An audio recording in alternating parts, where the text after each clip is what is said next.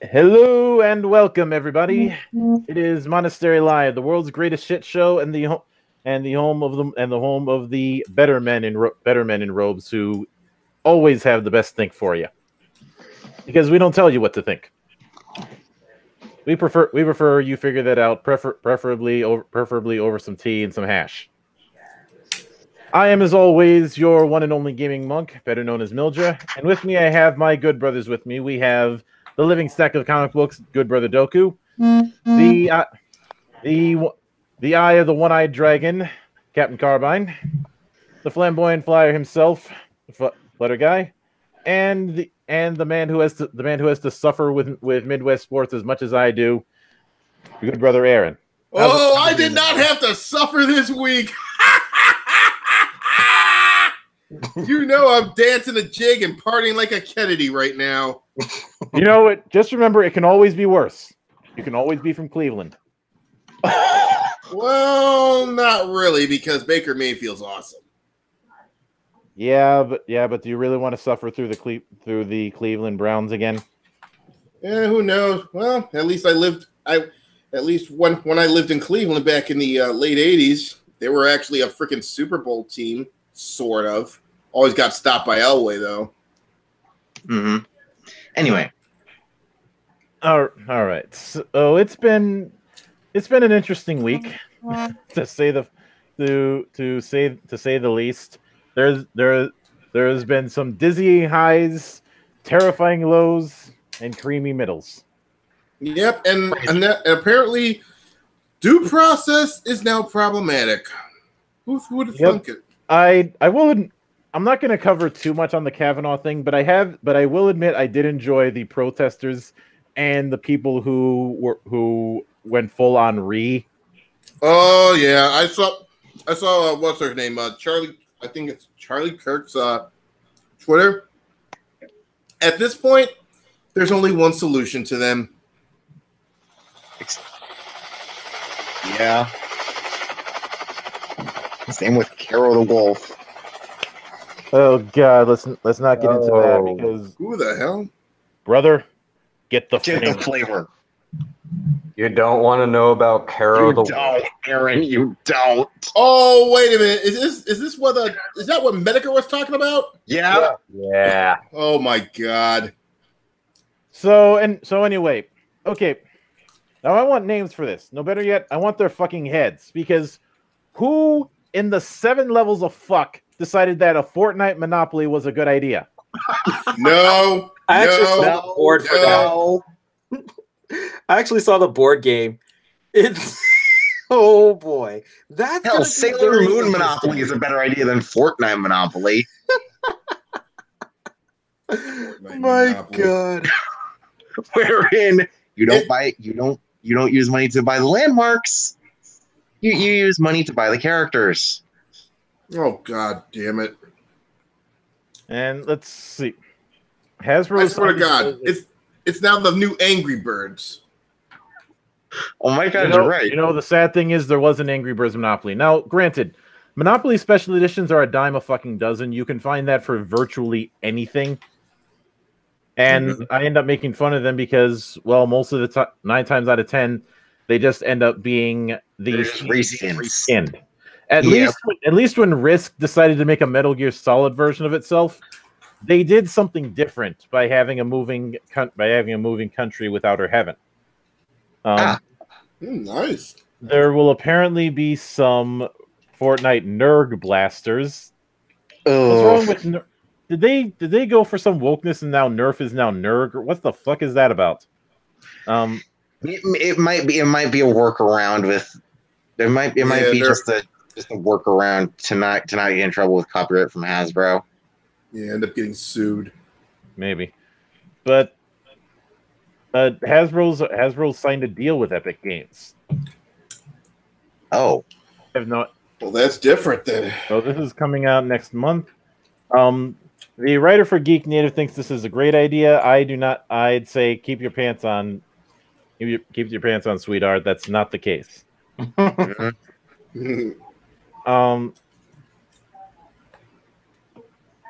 Let's see.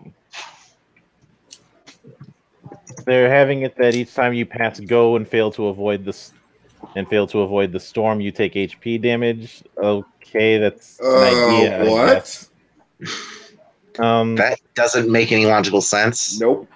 It's still a case of no, sit down. It's still a case of sit your $5 ass down before I make change. Yeah. Sit your $5 ass down before I make change. Ah, God, I love it in that. So we covered last week that Telltale was going to the end of their chapter. The game, much like the book, had no spine. But now it seems that Karma has decided that it's going to be a bitch because Telltale is. Karma And is of course, they're getting sued. Yep. They're being hit with a class action lawsuit. Now this was filed on Monday in San Francisco federal court. It was submitted by Vernie Roberts with the suit representing himself and other workers who were laid off by Telltale. Because remember, they were basically laid off and then said now get the fuck out. Without severance pay. No severance, no coverage. No healthcare coverage. Yep. But within the complaint, it said that the employees were let go without cause and cited the WARN Act as an example of the company's violations, seeing how no advance notice was given for the layoffs. Within the complaint, he says that the layoffs affected about 275 employees, a higher number than what was previously stated. Oops. Though it seems that the number of factors in both the laid-off group and the remaining employees, especially since apparently what remains of Telltale is trying to shop around to have Netflix still pay up for the Stranger Things season. Yeah. The employees that were laid off said they aren't receiving any severance pay following their departure and will only have healthcare coverage for another week. Yeah. Which is what also the act that he cites is the Worker Adjustment and Retraining Notification Act of 1988. Mm-hmm. Emily Grace, who we covered last week, had said quote, to clarify some questions people have been asking, and keep in mind I am not a company rep. Around 250 people are jobless, not 225. We did not get any kind of severance. Our health care lasts only for one more week. Many former employees were contracted and can't get unemployment. And of course, the layoffs we reported on last week. And by the way, we did some job interviews too. Yep. Yeah. Let's see. Says that Roberts and the other plaintiffs are seeking compensation for laid-off employees in accordance with federal and California law. If they ended up if this has any bite to it, then they might be in some trouble. And this is Onyx Path times 10. Mm-hmm. So now that no, go ahead. Oh, Mildred, if I may, if the plaintiffs actually win the suit, would that mean that Telltale would actually be forced to shut down operations permanently? They might have to because they won't be able to pay off all that money. And besides, they have reassured their fan base that they are working on episodes 3 and 4 of the final season of The Walking Dead. But with this suit, that might not be the case. Wait, how? But they just got rid of like nearly all their employees. So how? Yeah, that's what I'm wondering about too. They have been shopping around for like other developers to help. But yeah, they're SOL with this one. Well, here's the deal. That's what you get for hiring a bunch of pink hairs anyway. I mean, yeah, the few of them I'm not saying all of them that got laid off were that way, but you know what? I mean, some of them, I feel bad for them, but for the others, you know what? As Scott Steiner once said, no simpy. And okay, let me get this out of my system. Would you say that a bunch of the people that they hired were a bunch of fat asses? Damn right. They were a bunch of fat asses. Now, given that, I do think they have a case. But the notion that they're going to still finish the final season, I don't think that's happening. And if it does, it's going to disappoint, much like several of the previous ones did. Because the problem is if you want to know where they really fucked themselves over, it is when they tried to basically turn their formula into a factory. Oh, right, with Tales from the Borderlands, The Wolf Among Us, and the Game of Thrones game. Basically trying to, instead of maybe releasing what they basically pulled the same thing that we see from a lot of asset flippers. Just flood everything. Bad idea. And buying all those licenses didn't help matters either. Now, I will say Telltale did one game good. One good game, in my opinion. And that is the Back to the Future game.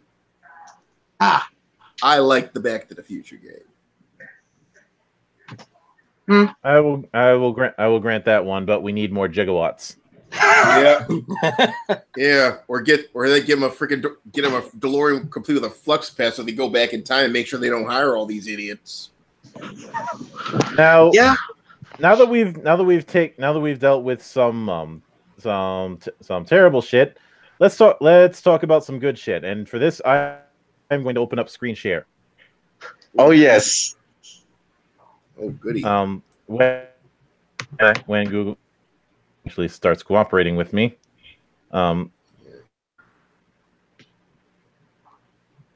So this is the thing. Oh, Judge Dredd and the Worlds of 2000 AD. It is an RPG using the Wowen system. They got funded in 9 minutes. Damn! They have 24 days to go. Actually, to quote Masahiro Chono, God damn!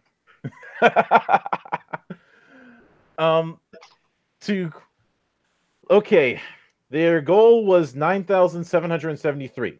They're currently at 119,385. They have 24 days to go. Which actually let me calculate the difference. 85 divided by 97.73. They've been funded 12 times. They've reached their goal 12 times over. Mm-hmm. They're kicking ass. Yeah. and yeah, let's get it out of the system. I am the law. I am the law. I am the law. Flutter for using the Stallone version. Aaron, give him the chiseled Adonis clip. Hey! Judge Dredd, it had its bad moments, but it was all right. I've seen worse. Yeah, so have I. I've seen the cartoon. Oh God. All right, if you insist. Put your motherfucking head back down. And the thing is, I actually did put my head down. You deserve that.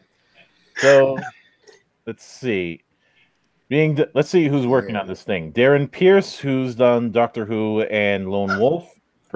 He's good stuff. Robert Schwalb, who's handled D&D and Warhammer. I mostly know him for his Warhammer stuff. He's also been indirectly involved with Shadow of the Demon Lord, which is great. Andrew Perengine, who's done Doctor Who. Peregrine, who's done Doctor Who, Firefly, and Buffy. All 3 good games. And Russ Morrissey, who's done What's Old Is New, which is very, very good. And Nick Robinson, don't know him. Well, they've certainly got the feel for the comics done pretty good. Oh, they got the Law Masters and shit. Mm-hmm. The Lawmaster, the Lawgiver. Let me see if I can zoom in on that one. Nope. I think that's supposed to be the GM screen. Doesn't look too bad. Got a set of counters. Not going to be useful for me because I use Virtual Tabletop, but it's nice. Nearly 100 full card. Don't need. Oh, wait a minute. Let's see. I'll tell you about it later. Let's see. Introduction. PDF for the first 8 pages. First 8 pages. Let's look. I can usually get a feel for a game looking at its character sheet, so let's do that. All right. If the thing will load.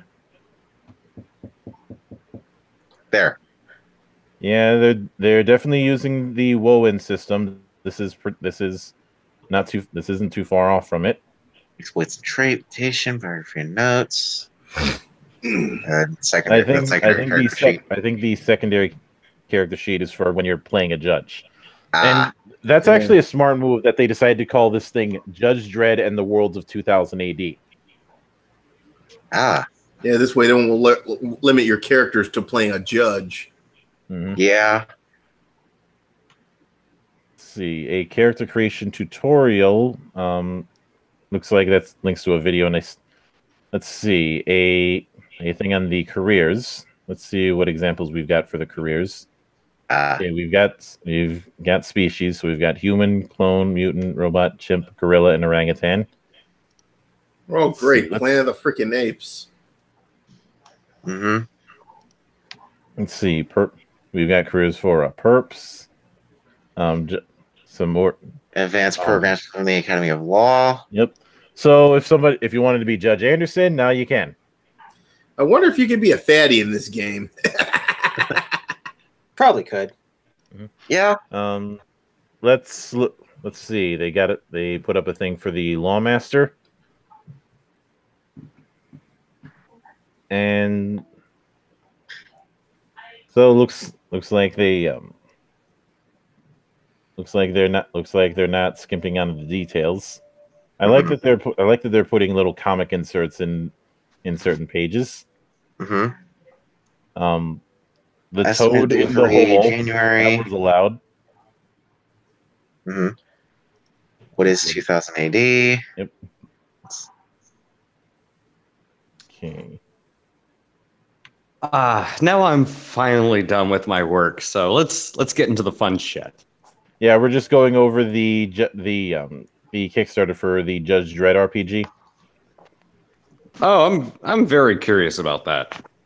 It's looking like they're using the system, what's old is new, so I'm giving it some hope. And they got funded about 12 times over. They reached their funding goal in 9 minutes. Jesus. Wow. I'm good for them. Right. Shit.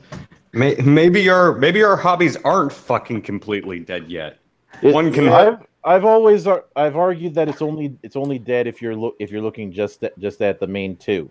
Yeah, it's only dead if you're looking at if you're seeing the forest for the trees or the trees with the main two.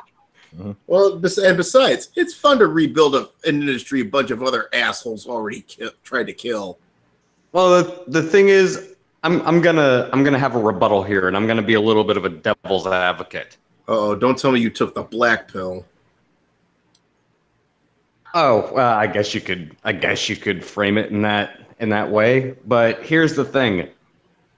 Yeah, it's good. I like to see non-mainstream, not WotC, not Marvel, not DC. I like to see people doing their own shit and contributing to industries, especially when you're seeing a mass, especially in today's day and age, a mass flight of talent from industries that, to be blunt, I love and enjoy, but you're just seeing it slowly erode like every Rust Belt fucking bullshit hobby that you could possibly name. Mm-hmm. So I like to see this kind of stuff, but at the same time, if the cornerstones of the industry collapse, it's not a good thing. And specifically when it comes to industries like comics, video games, I'll give a pass on this one because it's a big enough industry at this point in time. You don't have to worry about that. But with comics, tabletop gaming, even card games at this point in time, if WotC collapses, card games are fucked. Well, I wouldn't say that. I wouldn't say that because we've still got Konami. Because let me tell you why. because BRB guys. Back in '80, you remember in '83, Atari was pretty much the center of the universe when it comes to video games. Then they fucked up. That industry crashed. Well, the thing is, you have to take into account when I say collapse, I mean if it collapses. It's a little bit safer now. It's a little bit safer now because you do have the ability to, build it up a little bit easier and a little bit quicker than 20 years ago. But it's going to hurt the industry so much. And my fear is not necessarily the industry itself, like the ability to produce a product. It's going to drive talent away from it, and that's my fear. Doku, I think we've had this conversation beforehand. So I don't want this to go into a 4-hour thing again. Yeah, industries every industry has its dark age. So, and luckily besides, when it came to tabletop, keep in mind that for a good chunk for a few years in the 90s, D&D wasn't on top because of the bankruptcy. Well, you're not wrong there. Yeah, TSR went bankrupt. Yeah. Mm-hmm. Which I suppose would be one of the earliest examples of Get Woke Go Broke, because Lorraine Williams ran that thing into the ground with her bad decisions. Speaking of which, are we going to talk about a certain person that pretty much destroyed Lucasfilms getting another deal? There's not a whole lot to say on the Kennedy situation, so I'm waiting a week until she says something stupid. But speaking of stupid, so here's a bit of double talk coming from Bethesda. Oh God! Okay. God! This Fallout 76 has been my punching bag since E3. Mostly, mine too. I ignore that crap. They have said that they would do crossplay if Sony would allow it. Well, now Sony's allowing it, and they're saying no. And they're saying no, we're not supporting crossplay. Oh yeah! Oh Jesus Christ! It's like okay, we'll support crossplay. It could possibly have been that because they did it so late that they couldn't implement it. I'm not quite sure if I buy that. Even though the first game that they have said that they have said that they would be supporting crossplay with would be Fortnite. But Pete Hines had this to say on the matter. Folks, chill. I work with a lot of devs and games for whom this is important going forward. Fallout 76 does not support crossplay for a number of reasons. I have no idea if it ever will, but I assure you it's not on our radar right now as we focus on beta and launch. I get focusing on the launch, and maybe they'll go through with it down the line, but this is not a good look for you. Yeah. They should have. You know what they should have done? Back up a truck to the guys that are doing Fallout Miami and Fallout Cascadia, and you have two solid deals. You have two solid New Vegas style expansion packs. Mm-hmm. But you could easily port to the PS4, but no. You want to do Fallout Fortnite edition. Well put, Aaron. Yep. And now another instance of me hyping up somebody's Kickstarter that isn't the massive amount of success, but I think it's still worth noting. It's from Mindjammer Press, called Chronicles of Future Earth. Why does that sound so familiar? Chronicles of Future Earth. I swear that was like some sort of. Wait, I'm probably thinking of like a comic with a similar name. Are you thinking about Chronicles of Narnia? No. No. This is not a Christian stream.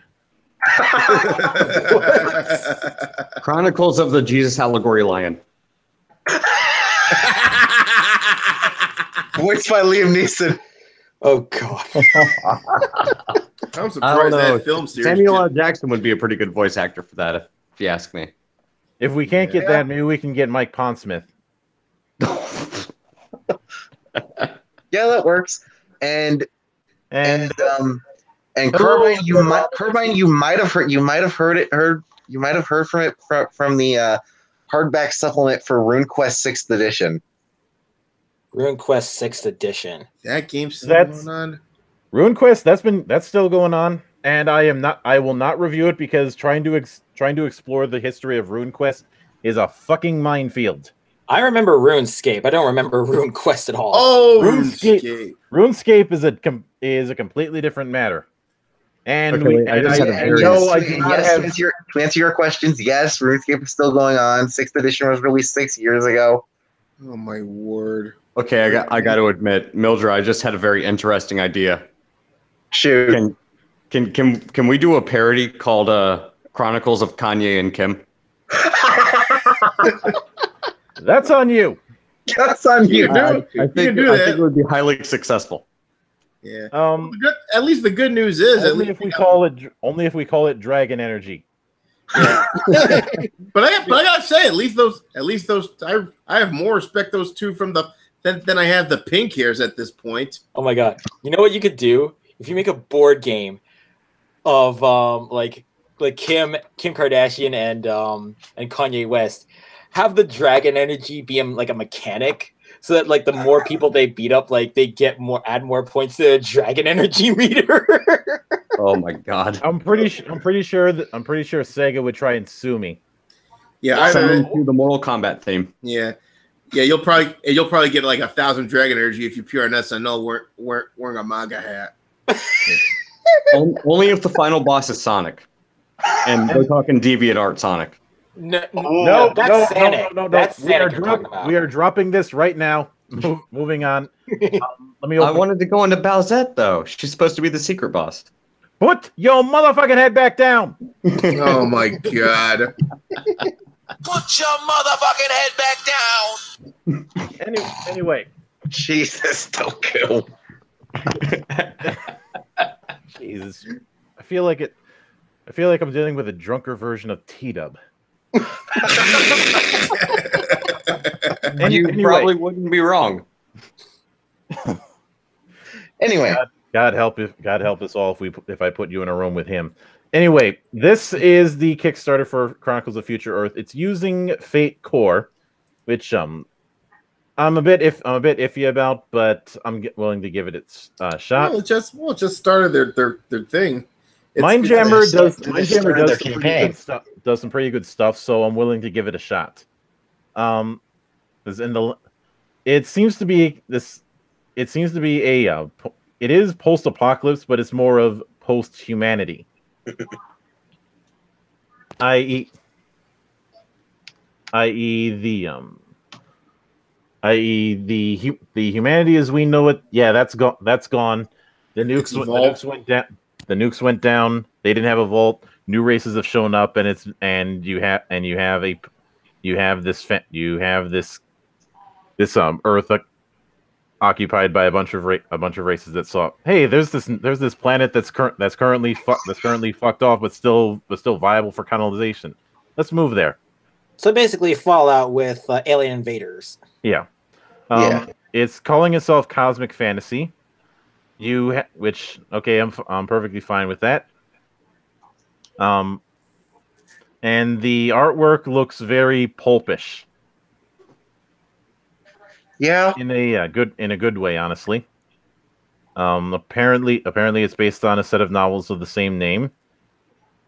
And I'm not showing too much of the artwork. It has met its goal. They do have some stretch goals that they're trying to shoot for. Let's see. The idea, it's not too far removed from the ideas that were in Numenera, which those of you who check my streams with RVT know that I covered that game. It in a weird way it kind of reminds me of Talislanta. I don't know why. I wish they had shown more of the artwork. Although what little we have in here is pretty good. But let's see who's working on this thing. Okay, Sarah Newton's worked on Mindjammer. Good. Octoon Cthulhu. Good. and I'm glad to see that game's getting a video game treatment. Legends of Anglia, pretty good. Fate World's Burn Shift, haven't played it. Monsters and Magic, I have played it. That's pretty damn good. Jason Juta has worked on Mindjammer, Cafarnum.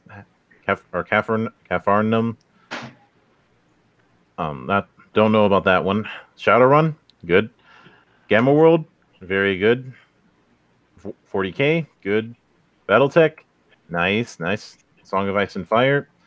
Now say what you will about the people trying to get woke with Game of Thrones. The Song of Ice and Fire RPG is actually pretty good. Mm-hmm. And I like the Game of Thrones. Just the idiots behind, but especially George R.R. Martin. But I still watch the show. It's still good, but I find it pretty ironic that they're writing about rapes, blood, and death killing off main characters left and right, and yet all of a sudden they're woke. Well, it's like a mind contradiction. Okay, let's see. John Sneed, who's worked on Mindjammer, Aeon Trinity, real good. It was supposed to be called Aeon, but MTV said, "Yeah, you're not going to call it that because of Aeon Flux." Yep. So doesn't Peter Chun have the license for that? Aeon Flux was still in circulation at the time it was originally out, if I recall. Oh, it may have been a few years here and there. Also, Undead, I know you're crossing your fingers for Fallout 76, but maybe you should be praying in a corner as well. Let's see. Exalted, I'm guessing that John Sneed must have worked on Exalted before it turned to shit. Eclipse Phase, really good. Dying Earth, actually a lot better than I thought it was going to be. Blue Planet, good. Mage, well, look, they don't say which version of Mage, and I'm pretty sure John was not working on the 20th anniversary version that decided to go woke. David Donache has worked on Mindjammer, Solipsis, all right. Legends of Anglia, all right. Legends of Anglia, yeah. Yep. And Chris and Rita Birch, who are the heads over at Mophidius, and if they're doing consulting work, then there might be some hope for this because Mophidius knows what the hell they're doing. Yeah, and it seems like it's doing pretty good. About 21.6. And this one I came across last month, and I didn't get a chance to talk about it. But apparently, there was a game that recently released called A Writhe. A Writhe is essentially asking and answering the question: what if you mixed H.P. Lovecraft with Twister? Oh God, that sounds like a nightmare to me. Oops, sorry. Either a nightmare or extremely kinky. Yeah, either one or two. It's called A Writhe, a game of Eldritch contortions. You play in teams of two. One is a cultist, and the other is the Great Old One. The Old One needs to twist and contort to place appendages on top of Arkham landmarks.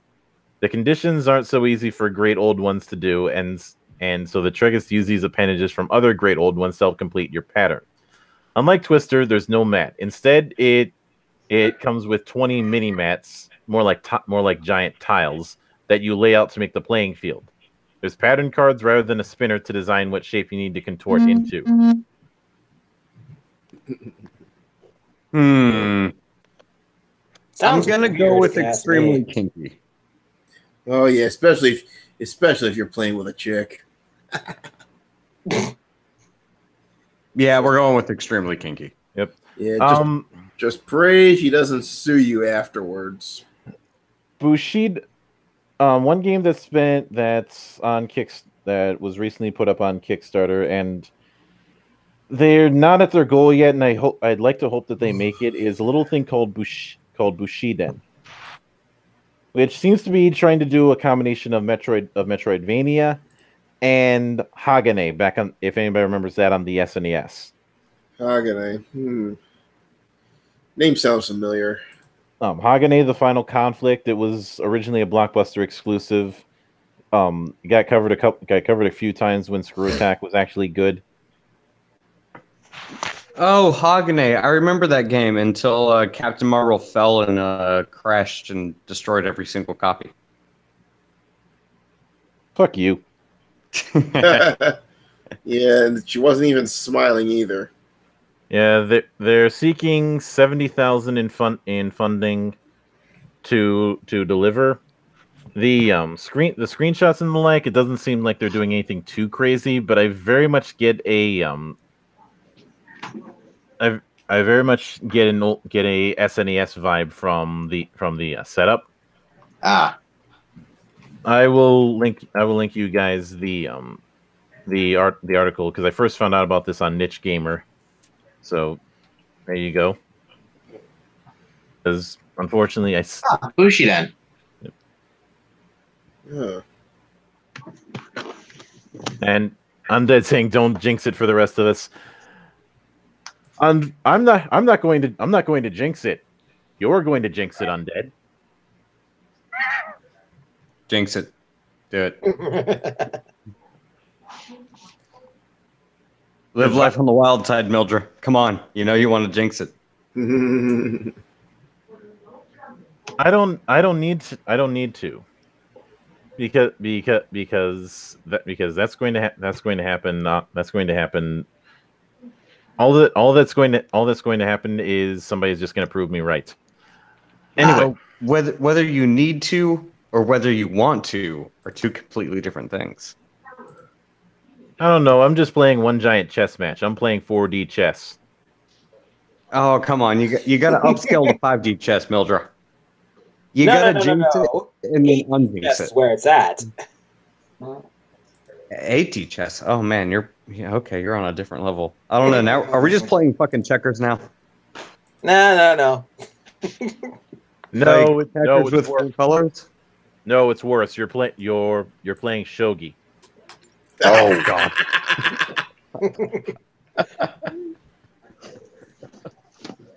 Oh goodness. Yes. Anyway, so this is a bit of a strange occurrence. So supposedly they may have found a new director for the Red Sonja movie, even though in my opinion the director they should have gotten, and it seemed an almost shoo-in to do it, was Robert Rodriguez. yes. But apparently Bryan Singer is going to be directing. Oh boy, that doesn't sound good. Or in other words, everybody who is excited for this movie, fuck you. Yeah, why would you? Yeah, that's what's fucking hilarious. This guy is one of the people that he's given thousands of ladies the casting couch, and yet this guy still is getting work. Surprisingly enough. Yeah, is it bad for me? Is it bad for me to say this? I'm gonna make one statement, and I want to hear what you guys have to say. I would almost rather that Michael Bay direct this movie than Bryan Singer. Fuck you. At least it might be entertaining. Well, I'll be honest with you. At least Michael Bay hasn't had anything leveled at him yet. You know what? I'll level with you. Like, having Michael Bay direct this movie could make things interesting, considering that at this point I could care less one way or the other. I only say that because I want something that I can point and laugh at. If I can't roast it, then what the hell's the point? If it's just bad, but it's not bad to the point where I can make fun of it, then well, I don't know. Schwarzenegger supposedly claimed that he would threaten that when his kids misbehaved, he would threaten them by saying that if you don't knock that off, I'm taking you down to the theater room and making you watch Red Sonja. Well, at least you get to see Brigitte Nielsen in her prime. Yeah, all right. You know what? Yeah. That'll probably be a better, like a blessing. I think that's something that he should do, if anything. Yeah, the acting sucked, but come on, fucking Brigitte Nielsen in a fucking Xena outfit. Come on. I won't disagree. Silver lining. Apparently it's now apparently Millennium has been trying to do this reboot for the last 10 years. At one point, Rodriguez and at one point Rose McGowan was attached. I completely forgot about that freaking life comes at you fucking fast. That freaking basket case. Oh, it does. First Asia Argento, and now Rose McGowan being attached to a Bryan Singer project. Well, Rose probably isn't going to be attached to this. That was back in 2008. Oh, so it's a lifetime ago. Mm-hmm. Mm-hmm. So my shock. Can you imagine it right now? Not really. No, because you don't have enough because none of us have a British accent. Although all of you one of these days should be exposed to the glory and the majesty that is the old man who won Call of Cthulhu. My word. Old man Henderson. Oh my word. So let me guess. How did he kill this great Lord of Darkness that's seemingly unkillable? Because plot holes. Explosives. And a whole lot of fucking with the GM. Oh, yeah, exactly. Let's listen to that when you get the chance. I just linked it to you. All right. Okay. So let me hold on. I just saw something really weird. Really. Oh my god. Just when you thought she's moved on to her next abomination. Oh god. You're talking about the cow? Oh yeah, I thought she moved on. I thought she moved on to her next abomination, but of course, here she is cosplaying as Bowsette, looking with one of the world. Oh, you just found that? Wait. Yep. Are you talking about that zombie unicorn chick? No, this ain't Thoughty Unicorn. This is Momo-kun. That's Momo-kun. Okay. Did you say Thoughty Unicorn? Yes, I did. Don't get me wrong, I'd bang her, but the problem is she's crazy. And unlike CM Punk, I don't dig crazy chicks. But you know what I find funny about Bowsette is that it's still just Bowser, just with the toadstool crown. That's it. With the super crown, yeah. Yes, Magic crowns never change. Yeah, I know it ain't. I don't. What the hell? Well, moving on from Bowsette for a moment. Moving on. I think it's time and actually given this, I think it's a case of, ladies and gentlemen, the bar is open. Okay. Oh fuck! Oh all boy. Right, here we go. Yes. Bartender. Happy hour. Okay, bartender, get that tab ready. I have been waiting to cover this all damn week. I think that I know what you're referring to, Mildred, but let's see. This is spicy. This is ghost pepper on insanity sauce in a Cajun restaurant. Spicy. Oh.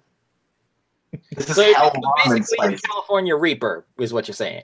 This is what happens when you give a bunch of Cajuns the California Reaper.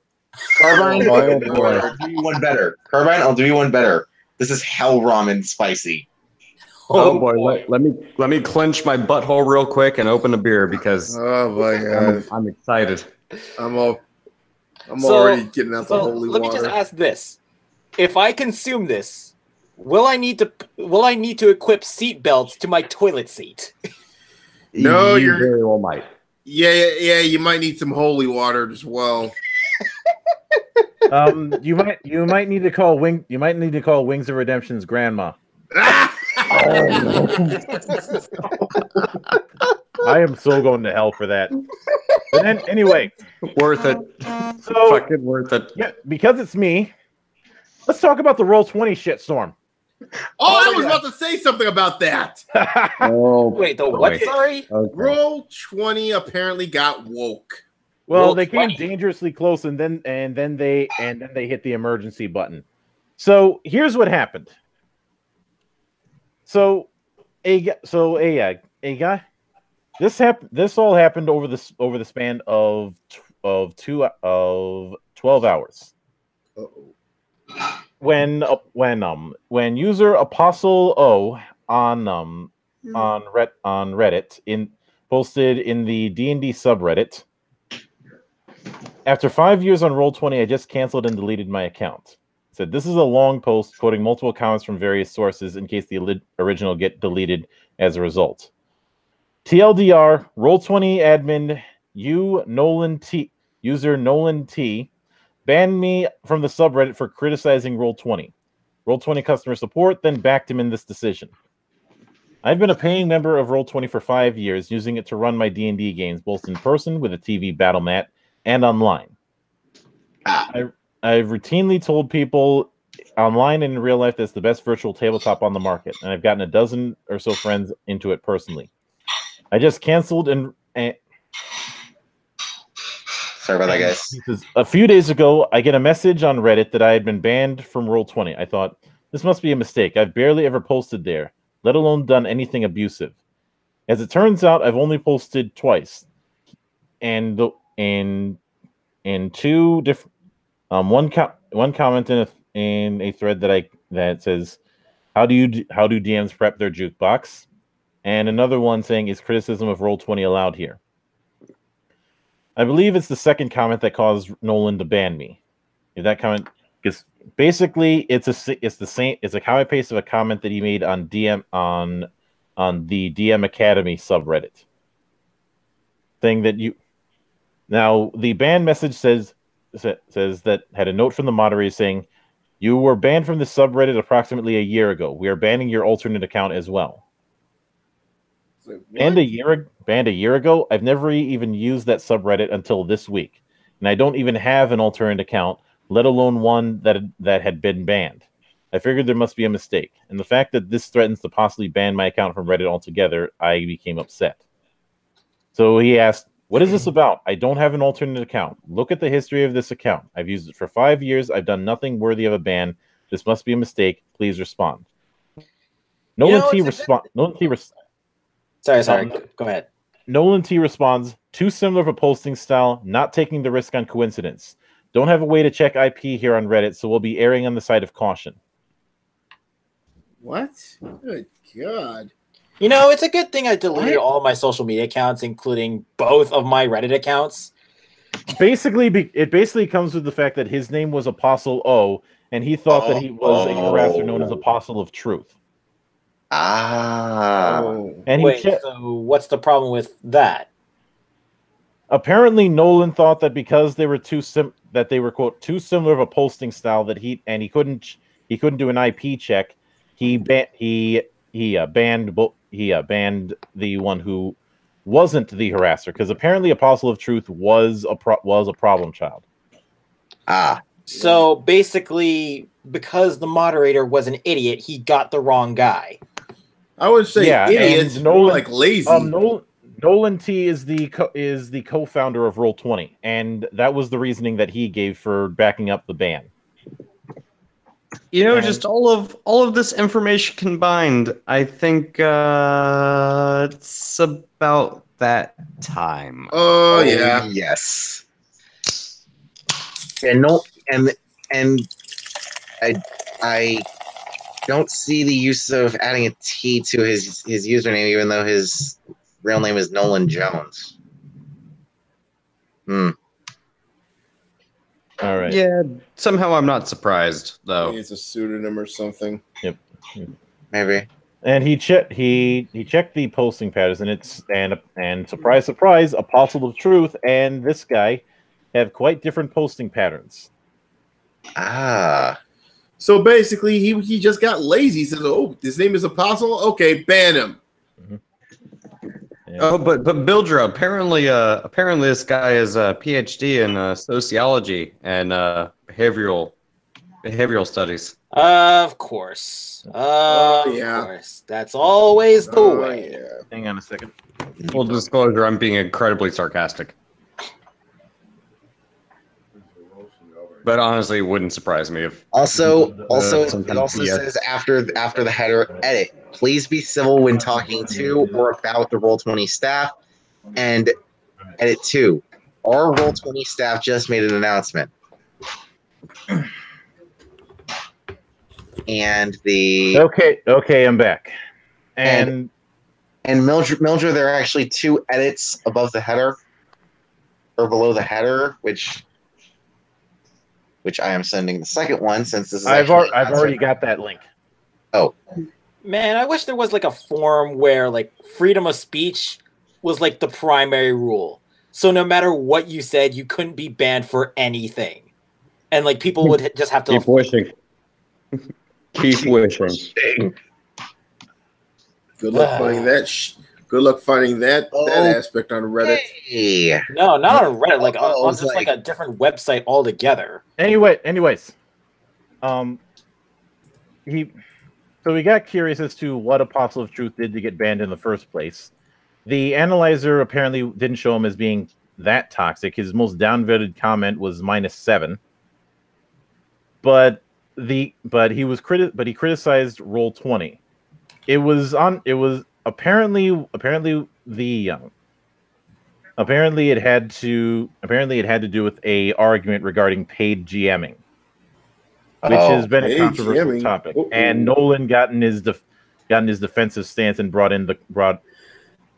did not mention the code. It goes, in this thread, the OP is making his remarks about paid GMing, and a heated and controversial topic that's been going on around for quite a while. It ends with Nolan going on his usual defensive stance by bringing the code of conduct. He, of course, fails to mention what length the code was for, and in a very cold manner in the same post. He also got some new information about when we can flag pay-to-play posts and what their intention is, which, by the way, is not in the code of conduct's paid GMing. The OP in question deleted their account. And the same thread, Nolan makes a comment stating that he had banned the user. And the reason why is apparently that paid GMing is a closed conversation, and did a bit of wall of text.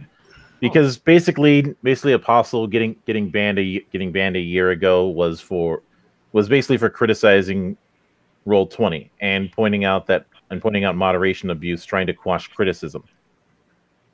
And he said that one comment from Nolan was infuriating. Like many other products, particularly software as a service ones, we actually don't want to have a forum community. Lies are broken promises. Mm-hmm. Also, didn't Reddit just purge a bunch of its subreddits because they were quote problematic or toxic? Like They're always purging. They always purging every. Mm-hmm. Mm-hmm.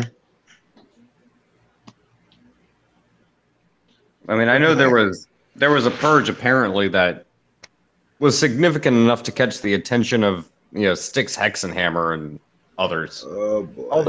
Although I think one of the winning comments when this, because apparently it got caught. Apparently, according to one of the D&D subreddit mods, it got caught in one of their filters, but it was restored. Yeah.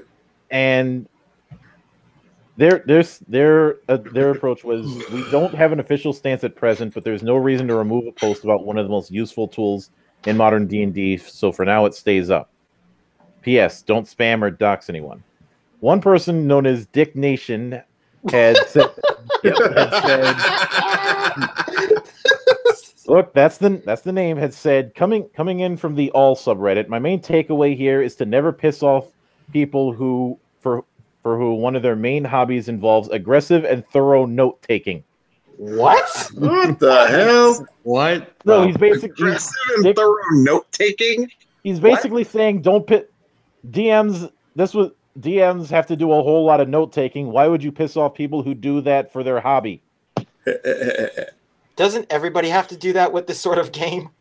Pretty much. Yeah, and he somebody else said of all the places to piss off people and running this kind of business, really a website built for D&D DMs. Like what?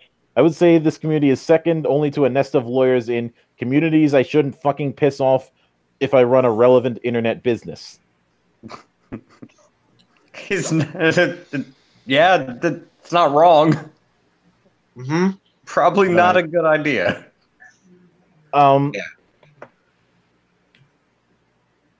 It's apparently Nolan T decided to respond in a very passive aggressive way and claiming that Apostle threatened him, saying that When in actuality, he did nothing of the sort. Well, I can only guess what his excuse is going to be. He was trying to purge the shit posters. Yep. And by the way, his people did not take kindly to how Nolan reacted. Say when he decided to get both passive aggressive and also give a very corporate answer, saying he claimed that because supposedly this is one excerpt from Nolan's response saying the user then messaged mods stating innocence. So we did go ahead and Reddit admins. When the user did not receive Monday morning, he began threats. He would become an active detractor on social media and an email with all bold saying, if the ban is not lifted and I do not receive an apology from Nolan T by tomorrow morning, I am canceling my Roll20 account and I will be sure to tell this story on every social media platform I can. Whenever virtual tabletops come up in conversation, you can be assured I will speak my mind about Roll20 and your abysmal customer service. Oh, boo-hoo. Cry me a river. Boy. And So in a case of karma being a bitch, would you like to know what the vote rate is on Nolan's response? Ooh, please do tell. Shoot. Negative 59,889. God damn. This makes it the second most downvoted post on Reddit. My Oh boy, my you God. just got roasted. Second only to the whole Darth Vader being locked behind an $80 paywall, and then Minus EA's 5 response. stars. Minus So, if 5 stars. if you think about it, that makes complete sense because basically what dude said was, I'm going to stop giving you my money and I'm going to shit talk you on Twitter. And Leo's in the chat saying, "Dear Roll20, I will commence 1776 upon you." Oh, by the way, just again, just after listening to this complete and utter ridiculous shit show of Yep. overinflated egos on the internet, yes, you're correct. Drink. Come on, please. Thank you. Sorry, I'm just playing a bit of War Robots. Yeah. No worries. But I guess worries. somebody got the message because after this happened, I guess for the normal moderators on the Roll20 subreddit, they have decided that their new favorite color is pink because you're fired. Oh, the moderators got. What The happened? moderators got shit canned, and they transferred over the mod responsibility to the LFG modifiers, the looking for group mods, Oh God. and let's see. I'm gonna step out for a second. Go ahead. Although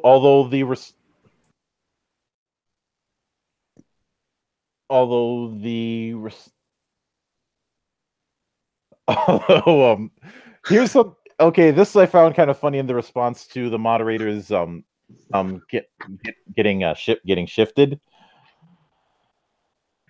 Some one person has said, honestly, Nolan T is the one that should apologize, not a staff member. And another person saying, this isn't even an apology. It's an effort to move on past the events of the past 24 hours. It would be nice if there was an apology, but I can understand that Nolan may not be capable of it. Oh, believe me, he is not capable of it. I'll get to that in a minute. And then somebody called I Can't Read This and said, quote, this is beautiful. I'm willing to take responsibility for the horrible events of the last 24 hours. But you must understand. Our interest in that ban was purely for the betterment of the sub. Everything has clearly gotten out of hand now, yes. But it was worth the risk, I assure you. June team starts. Beautiful. Beautiful.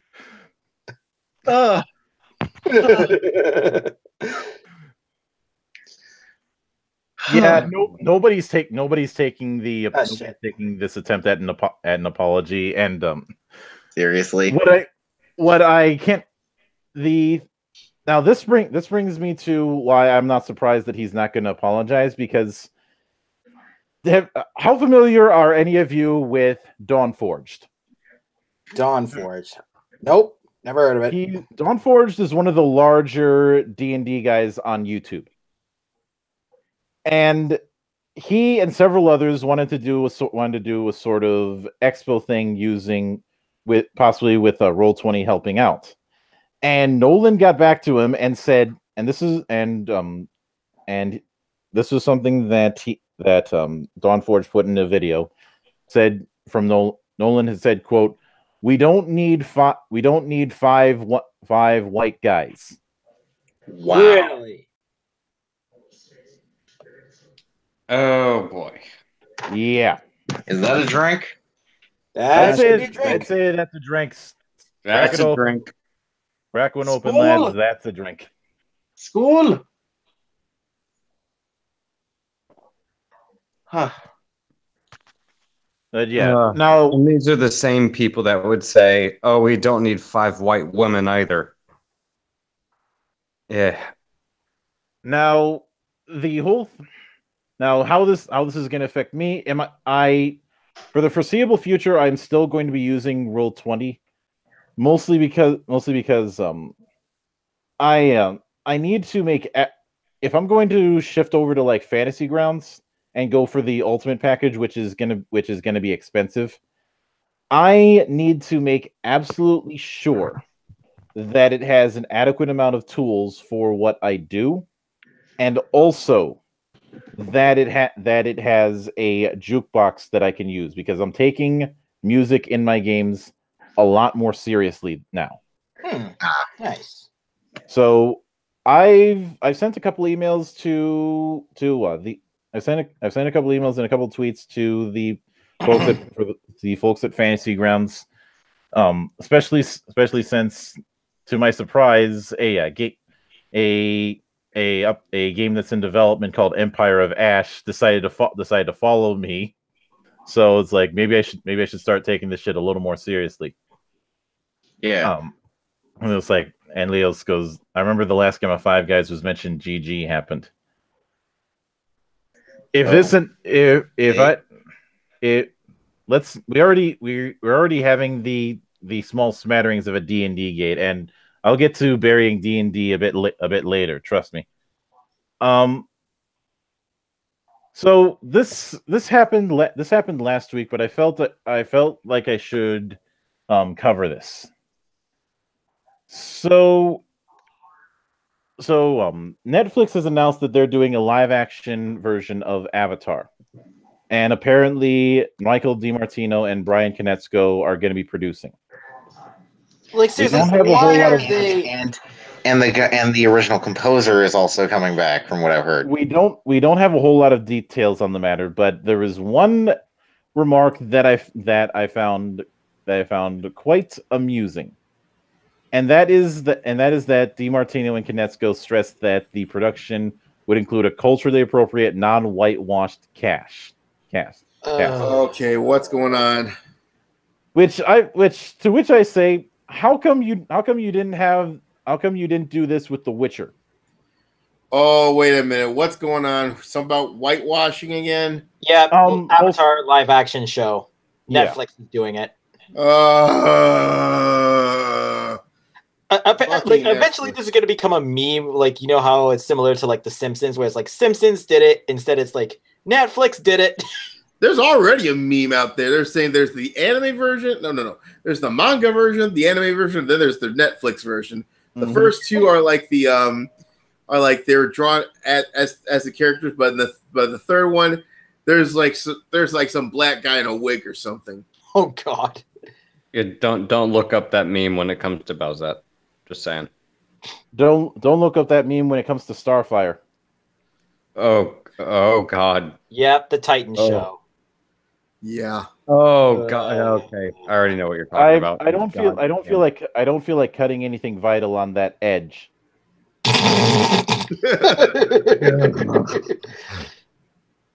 Damn it. Okay, this is a what the fuck? This is now next. The reason why I find this to be absolutely rich is because again, they don't want to do any race swapping when it comes to Avatar, but they're perfectly fine with race swapping when it comes to Polish woman. Of course. Just saying. Maybe because they hate the Polish.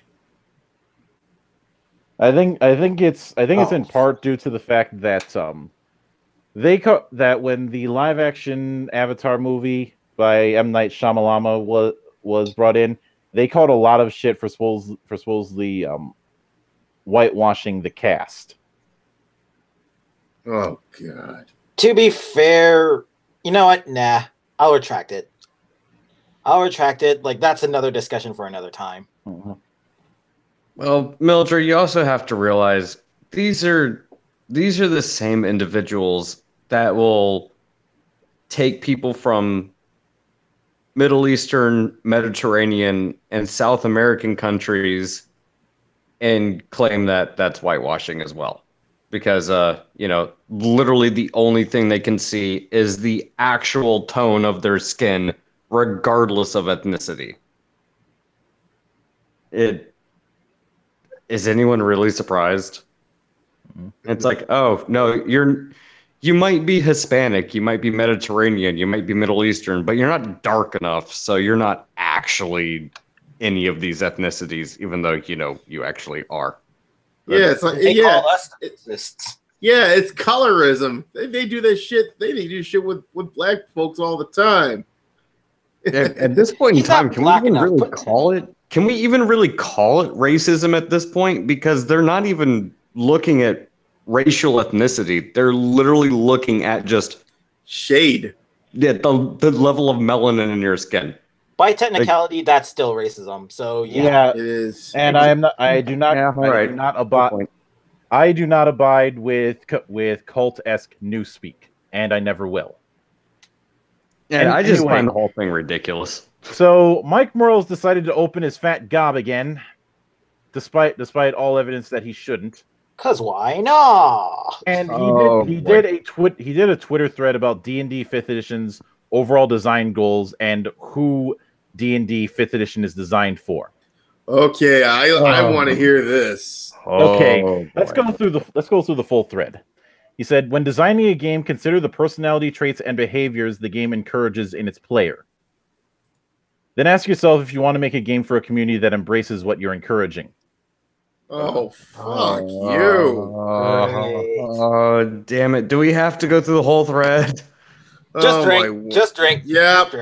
Drink. Fucking drink. All right. Damn it. God damn. This is going to be a long night. Yeah, fuck gameplay. Let's just give everybody a fucking juice box and some crackers and have their belly rubbed. Mm-hmm. Oh yeah. Screw immersion. Let's just go with indoctrination. Of Let's course. see, and then he goes on to say it's also why D&D got out of the business of trying to fix obnoxious people. Drink. No, you don't. No, you're Bullshit. still in that business. You tried You to doubled down on it. If that was the case, why did you try to imply in Curse of Strahd that somehow Strahd is bi? Yeah, they doubled down on the fucking on trying to the social engineering. Because reasons. 3.5 and 4 were very much driven by an anxiety about controlling the experience of the game, leaving as little as possible to chance. No shit. No, it was because like I said, it was a fucking 3.5 and 4 was simply it had better mechanics.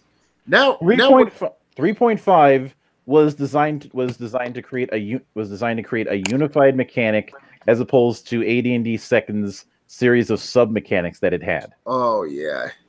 Fourth edition was trying to trim the ivory tower design that 3.5 could have.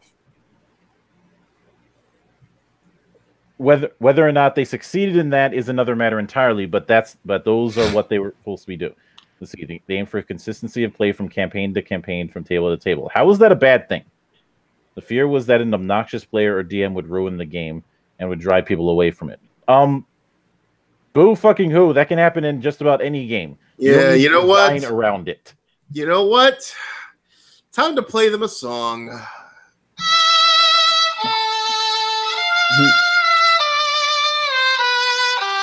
Yeah. Look, how many times have I told you, idiots? Your presence at the table is your waiver. Swear to God. I was gonna say, have any of these individuals actually ever played? I'm not even going to include D&D or Magic the Gathering or Warhammer or anything, but have you guys even played a game of fucking Monopoly? Do you not realize that I know that Mike Merles has, because I've seen him demo games live. Yeah, Monopoly is known to start a few wars. Oh, if you want, Monopoly is known to start a few wars, and Jenga is banned by the Geneva Convention for unlawful forms of torture.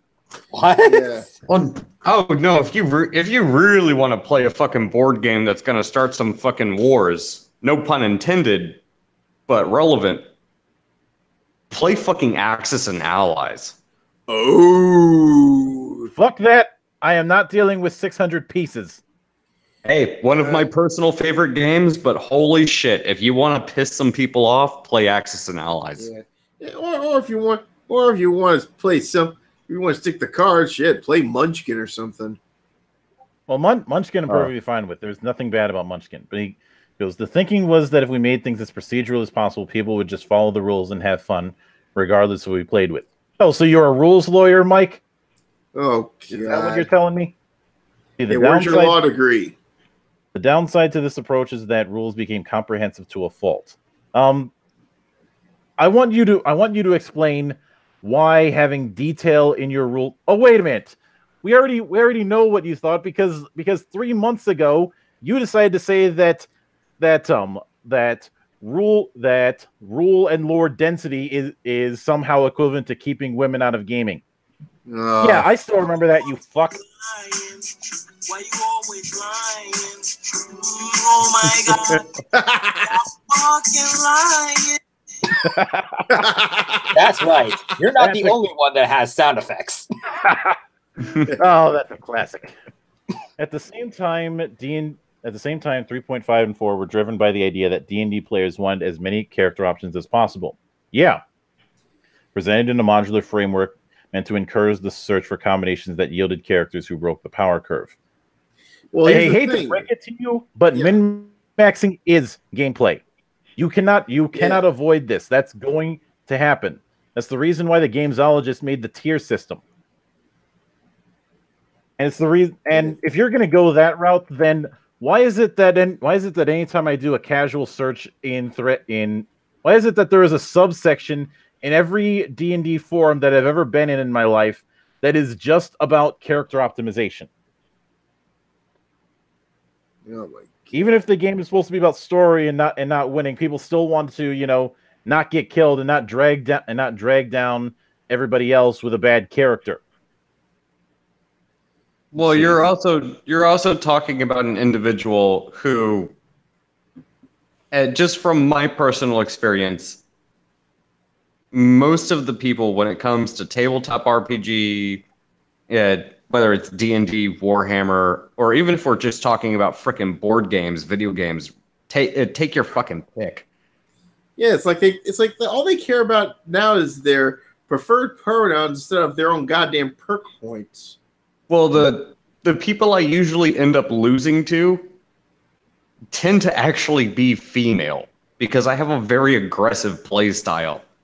So I tend to overexert myself, and the females tend to be a little bit more patient. It's personality traits. So I generally end up losing to females more than I do males.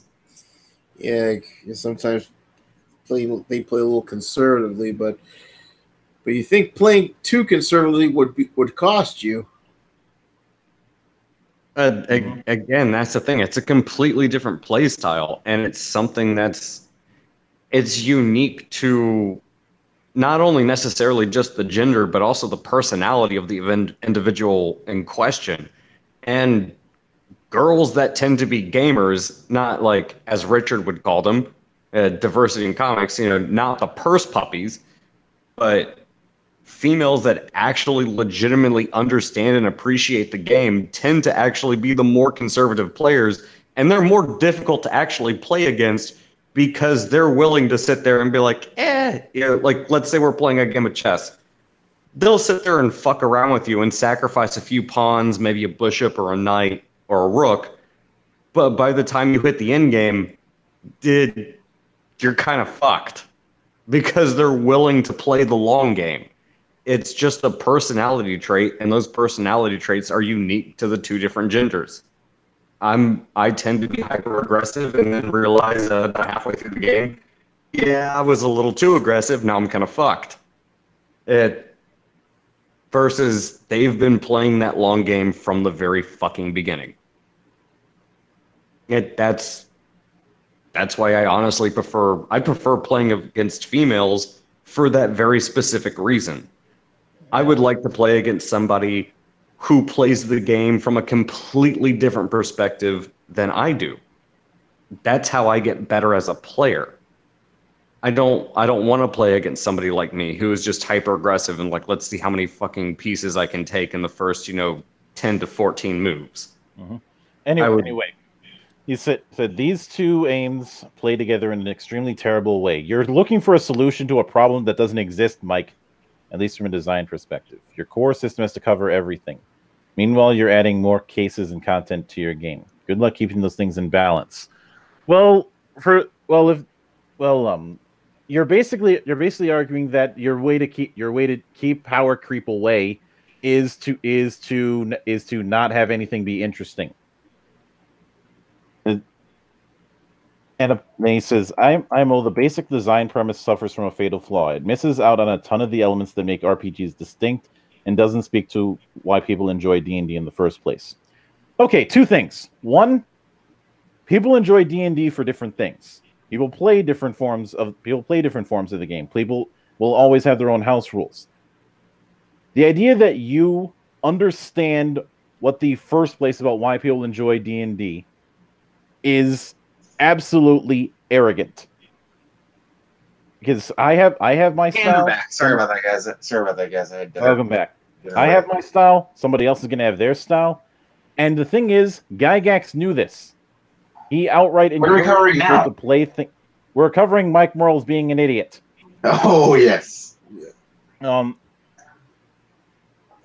he said, with Fifth, we assumed that the DM was there to have a good time, put on an engaging performance, and keep the group interested, excited, and happy.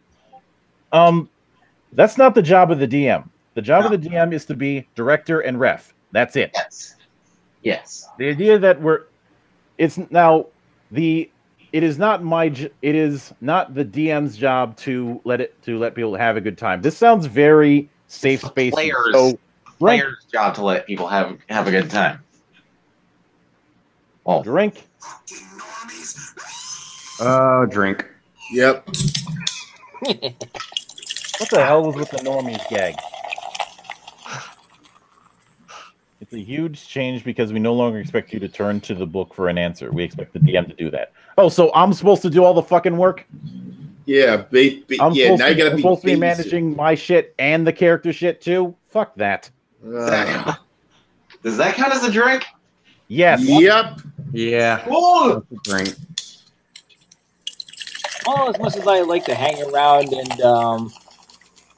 and talk shit some more, I gotta get going because I got work in the morning. All right. See you around, Carbine. See you guys All right, later. good one, man. Take care. In terms of players, we focus more on narrative and identity. Drink. Narrative. God damn it. Rather than specific mechanical advantages. Look, just admit that you want to be Fate. I already accused you of trying to crib notes from Fate when I did my Sayonara D&D video.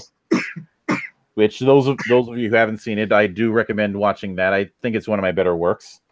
Let's see. Who you are is more important than what you do.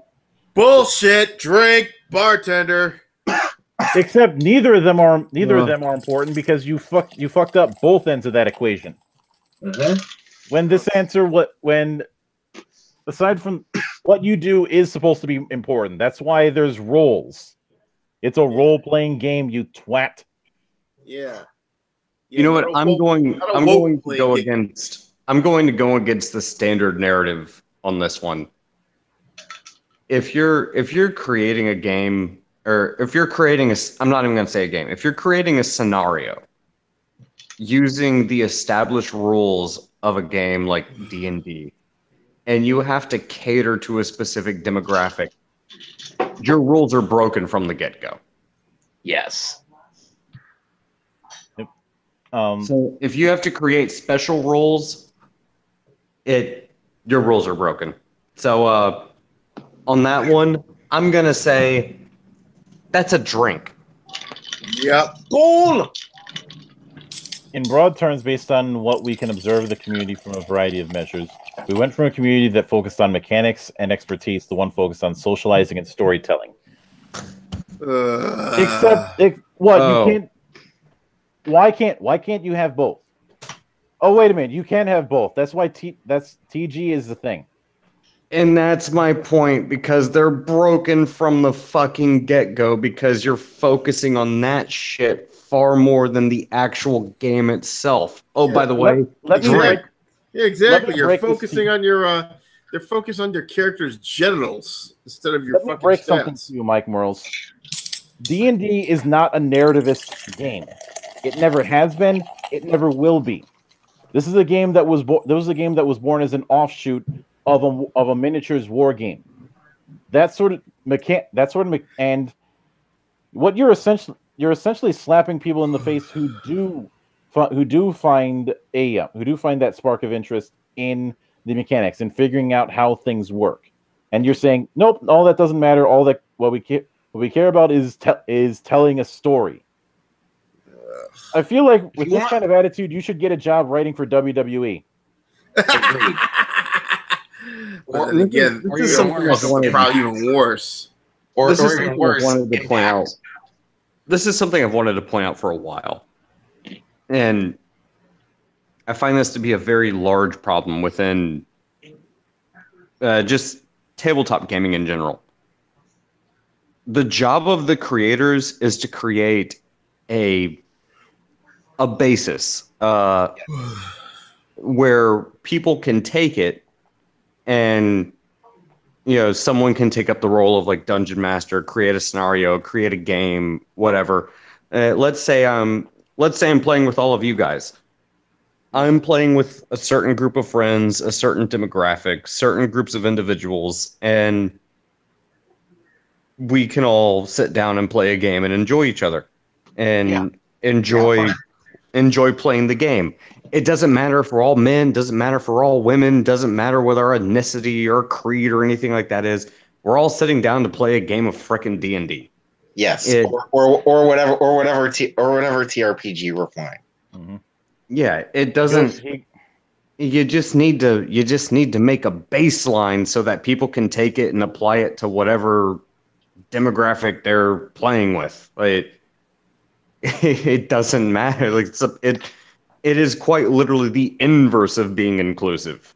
Yeah, with he goes on to claim that mechanical expertise is an element of the game, but no longer the sole focus. I think I've had this theory for a while that Mike Morrell's got his job being a jock sniffer, because every time I see him writing in any game that I've ever owned, or any supplement that I've ever owned, he is always the third credit, which tells me he's basically the second unit director in a film.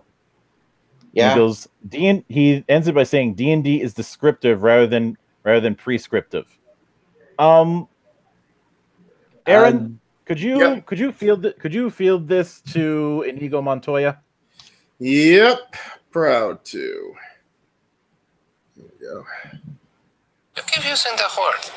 I don't think it means what you think it means. Oh, also, by the way, does that count as drink? Yep. Uh-huh. And I'm fresh out.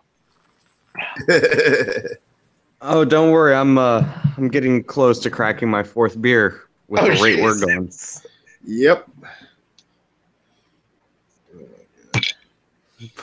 But Mildred, please, let's continue, because this is just absolutely glorious. Where do they find these people? And I suppose the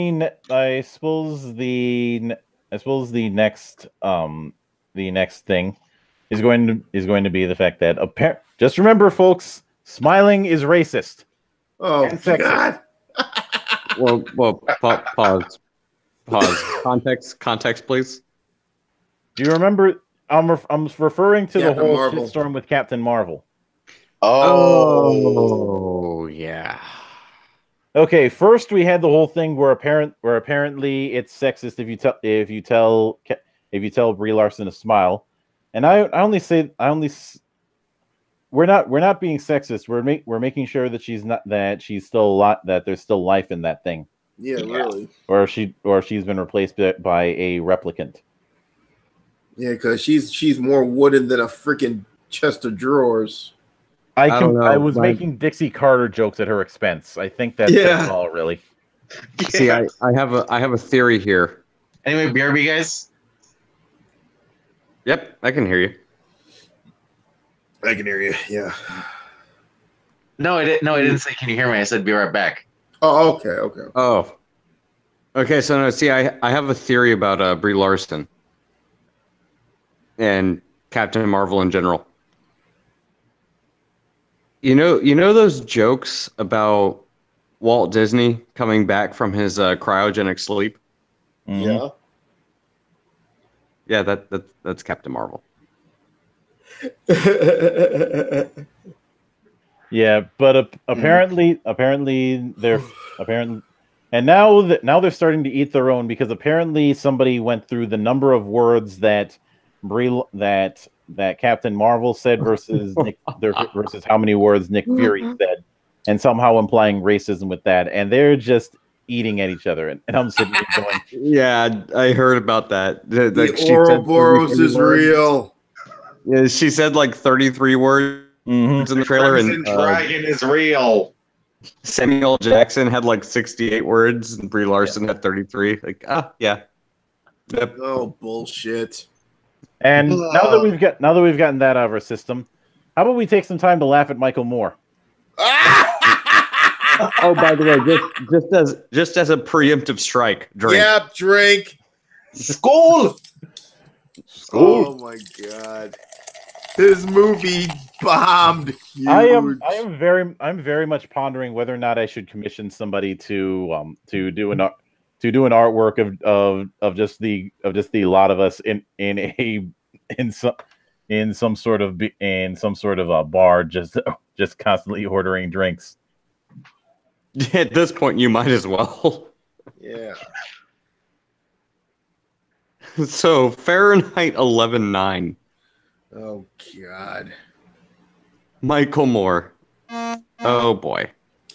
Back in 2004, he that Fahrenheit 9/11 about the Bush administration with the thing, which I admit in hindsight it was a bullshit war. But again, as I said before about this thing, this is more than just the war they're bitching about. They just want to push their own brand of this war. And I've noticed this. This is where early SJWism actually started to pick up steam.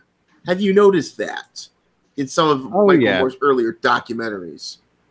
Oh yeah, but here's the thing. But the difference between Fahrenheit 9/11 and then this newest one, Fahrenheit 11.9. Back with the Bush one, Michael Moore at least had a point to make, whether you agree or disagree with him. This one just feels like a complete fucking cash grab, and he's just pandering to a hyper tribalistic politicized system. I think that's just not inspired. I think Norm Macdonald was right on the money when he said hating Trump is not a platform. It's not an argument. Exactly. Mm-hmm. Yeah, you got it. He's just hating on the Trump train because it's popular. Now, there have only been 14 documentaries that have been on over 1,000 screens on their opening, and most of them have been nature docs or music documentaries. There have only been 3 exceptions. At least before recently. Expelled, No Intelligence Allowed, which has a lower rating on Rotten Tomatoes than Catwoman. Oh, well, that's not good. Believe, no idea what it is, and Death of a Nation. But Fahrenheit 11.9 opened in 1,719 theaters and was only able to make $3 million. Wow. And what was its budget? I think it's. Let me. Actually, no. I take it back. It's opening night only slightly over 1 million, and it was projected to. It's projected to have a per theater average of 1,682.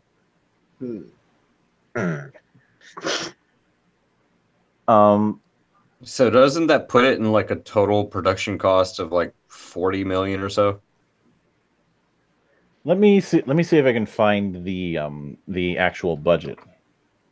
I thought someone said it was like 4 to 5 million. 4 to 5 million. Oh, okay. So yeah, it's 4 to 5. I mean, still though, that's that's a lot for a documentary. Yeah, and the thing is, private funding. I wonder who funded that. So at best, it just barely broke even. Yeah, just barely made a profit. Its box office amount is 5.2 million, which means it technically still did make money, but not as much as he had hoped. Mm-hmm. Yeah, no, that's the thing. You want that. The reason being is, do you want Trump bashing? Go flip out to CNN. Actually, that was one of the best arguments I heard when actually I think it was Tim Pool that covered this. Yeah, Tim Pool, he talked about this shit. Yeah, I think why would you go watch Fahrenheit 11.9 if you wanted some, Trump bashing propaganda when you can just turn on mainstream media and get it for free? Yeah, and not only that, I haven't checked out the video yet. I only saw like the first minute or so, but he went with Luke Rudkowski to see that god awful movie. And let's just say those two are they're bashing the fuck out of this movie. Unsurprisingly enough. Mm-hmm. Yeah, and Luke Rudkowski, he's a major anti-war proponent. Oh, and that's the thing about Luke and Tim. They're not exactly what you would consider not right wingers. Conservative. Yeah, they're not conservative, and even they're just bashing this movie because, I mean, shit, you're talking about frickin' Tim Pool of all people who will openly sit there, and you know what, I disagree with him, but I will give him respect for saying, like, okay, yeah, he likes Bernie Sanders in his platform. He is quite literally a leftist. A traditional leftist. Basically, Doku, your thoughts on him are this. I don't agree with the words you say, but I will defend to the death your right to say them.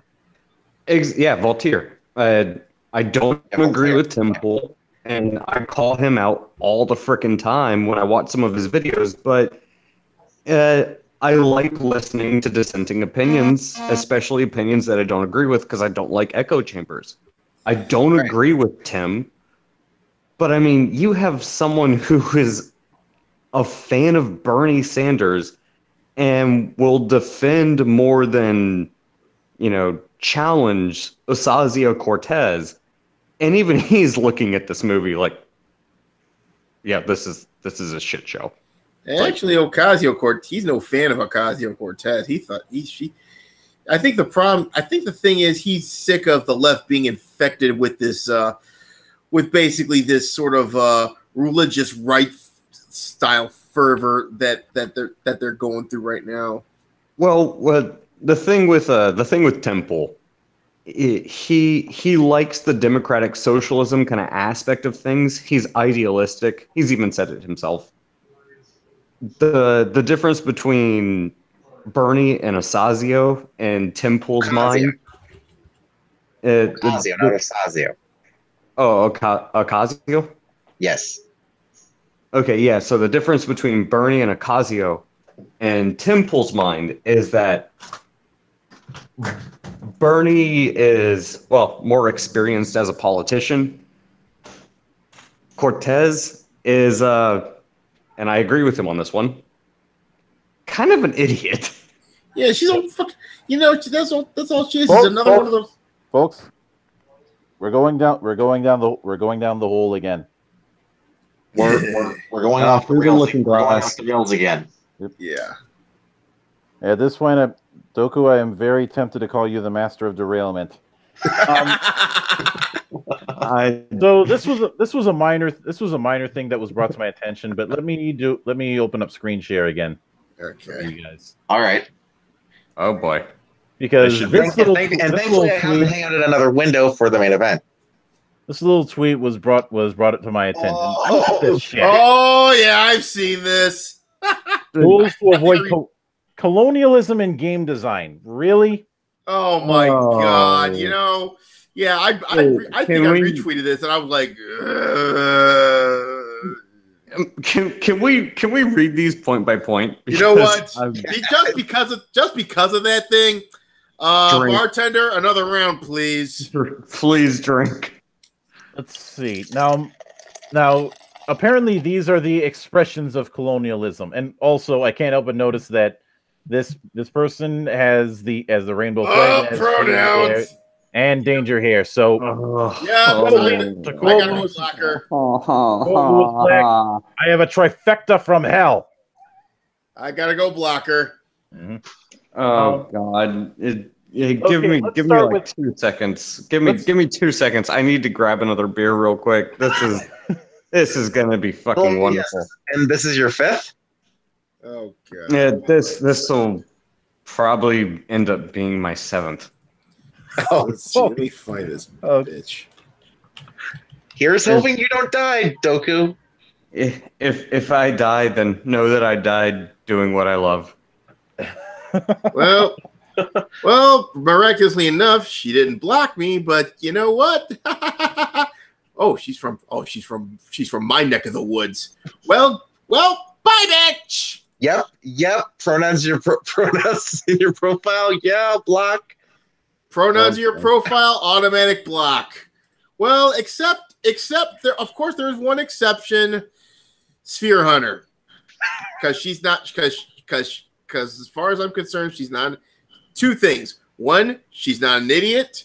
Two, she's good friends with Natalie Mars. Oh no, Aaron, you gotta keep those types around because they're valuable for the drinking game. Because actually, Sphere Hunter she doesn't post anything like very. She doesn't post anything. She doesn't post about anything that we would cover, folks. Rails. Yeah. And anyway, so I'm gonna go through this column by column, and this is gonna be a case of extreme squinting because of the photograph. Mildred, I'll read the first one. No, I got this. Oh, okay. Everything. Expressions of colonialism in games. Everything is a resource that must be collected. It's an option and at times acceptable to kill anyone who is not you. Consumption is prioritized over sustainability. Quips that lampshade or reference real-world colonialism. Exploration is a noble and just cause to find a home. Yeah, that's so basically every objective of civilization. Of every civilization game. Yeah. Counters. Okay, counters are not everything is a collectible and items are not resources, but precious objects that relate to the land. Oh, God. Okay, we've got a fucking hippie on our hands. Wait a minute. Did you just say she was a commie? I said she was a hippie. Let's. Yeah, that's at least 3 drinks. Mm-hmm. Yeah. Oh, Jesus. Because I was about to say, if she was a commie, I'm going to have to call in the helicopters. And then the second Mildred, to borrow a quote from you, skull with the fucking keg. Not everything or everyone is out to get you. Most likely they are afraid of you. Here's the thing. Not always the case. Clearly, she's never been to Australia. She's never been to Australia. No, and number 2, if you ever played any civilization game, if you play too conservatively, you're gonna get invaded. Yes. And three, your danger here and you and your ilk are a good example of people get out to come get you. Come on, you fuck. And Mildred just had paranoia. Just because. Okay. Can I hear that last one again? Just yeah,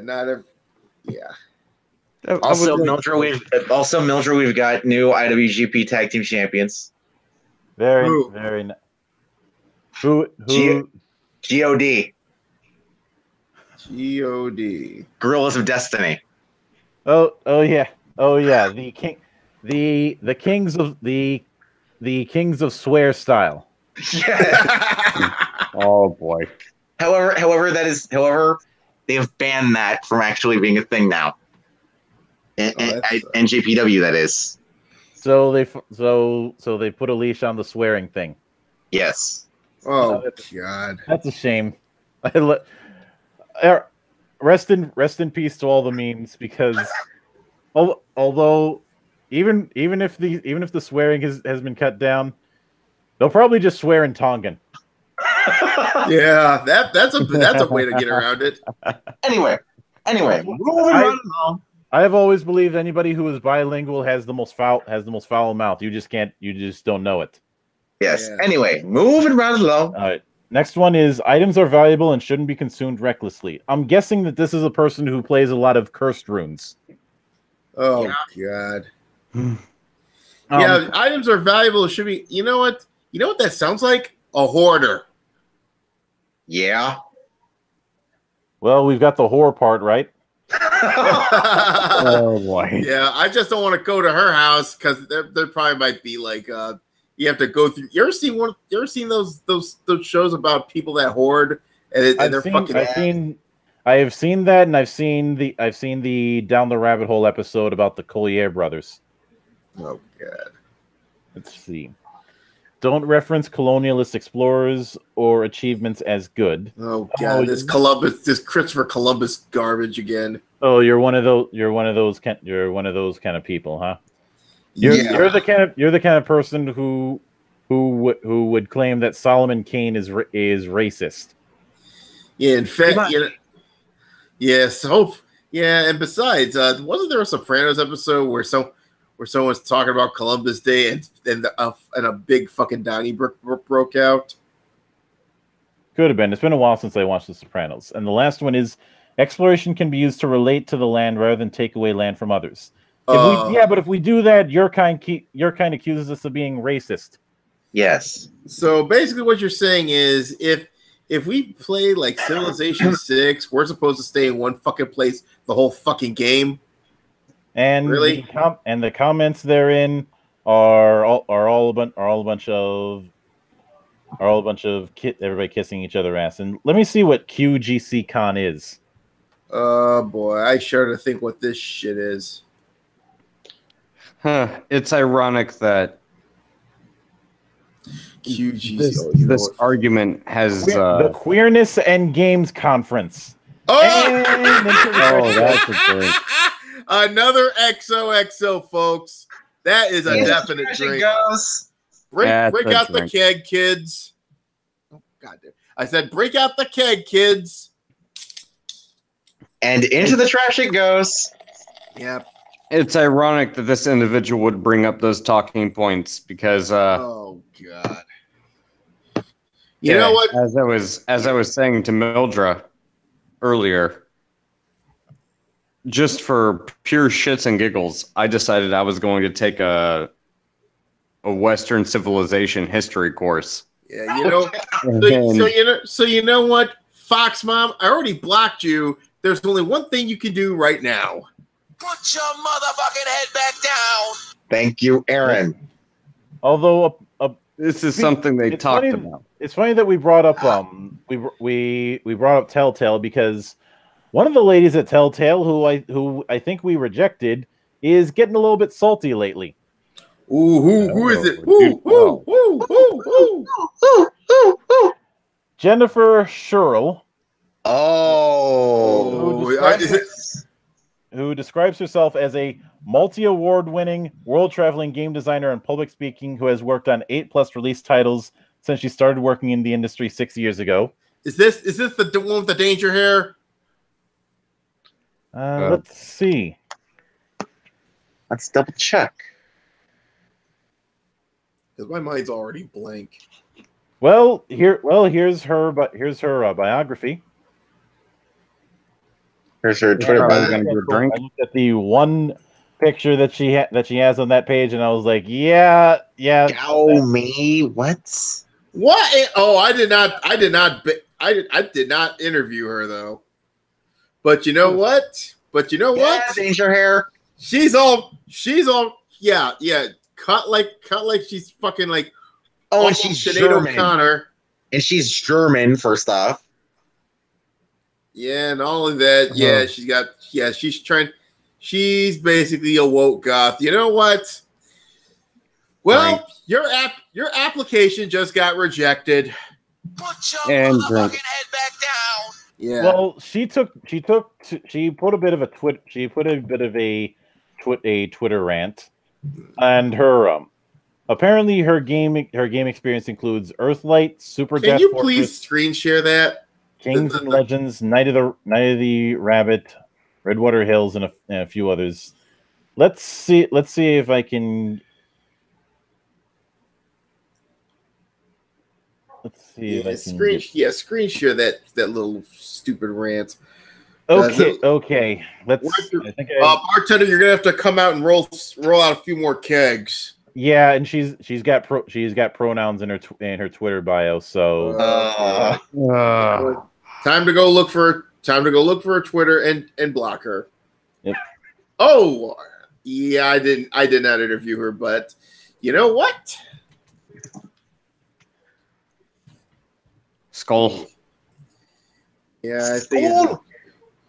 She didn't block me, but you know what? I don't give a fuck because you're out of here. Okay, so she's got her own website for her. And guess who? What else? Guess what else she's doing? Oh, She's IGDA. Go fucking figure. Wait, IG. Oh, chair of IGDA _ Wigsig. Hold on, I want to find out what the fuck is that. Women in gay. Women in gaming. So about those kegs. Yeah, roll them out, sir. And you know what? Aaron, if I may. Yeah. IGDA stands for the International Game Developers Association. Yeah, we know who the IGDA is. I know. We know they're corrupt as a motherfucker. Women in Gaming Special Interest Group. That's what the underscore stands. Yeah. But anyway. Maybe we need to get picked. Maybe let's. I think I have to. Folks, focus. She said, I want our games companies to stop favoring angry gamers over their own employees, over our health, over our well-being, and over our jobs. You don't want money. Is that right? You know what? Bum bum bum bum bum bum bum. Just so you know, if I die tonight, it has been a pleasure knowing you.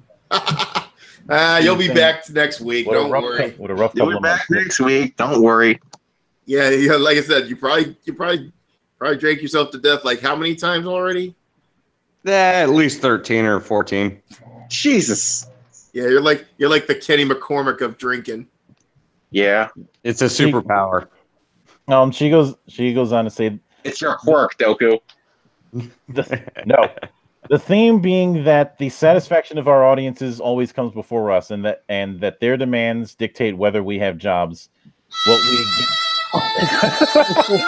keep reading to make and how we get treated. Demanding better from our audiences alone probably makes me a gamer hater in most people's eyes. You're not wrong. Let me tell you this. Demanding more from the people we create for. Aaron, cut. We can barely hear Mildred. Okay. Because let me tell you this. Demanding more from the people we create for, from the communities we work for and with, is an act of care and love. Here's why. I spoke to a dear friend. Bullshit. Okay, wait, hold on. Mildred, can you start over from the beginning and reread this? Because this is glorious.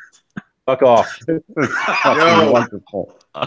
He doesn't like repeating himself. I know, but this in particular is Doku, fucking quit while you're ahead. Glorious. All right. Doku, quit while you're ahead. Mm-hmm. Okay. Let's see. Here's why. I spoke to a dear friend of mine the other day who works far away from games and education. She works with marginalized kids. Drink. Okay, yep. I'm gonna die tonight. And one of the key principles she follows is to demand the best of them. Be best. Cut the music. Got it. Okay.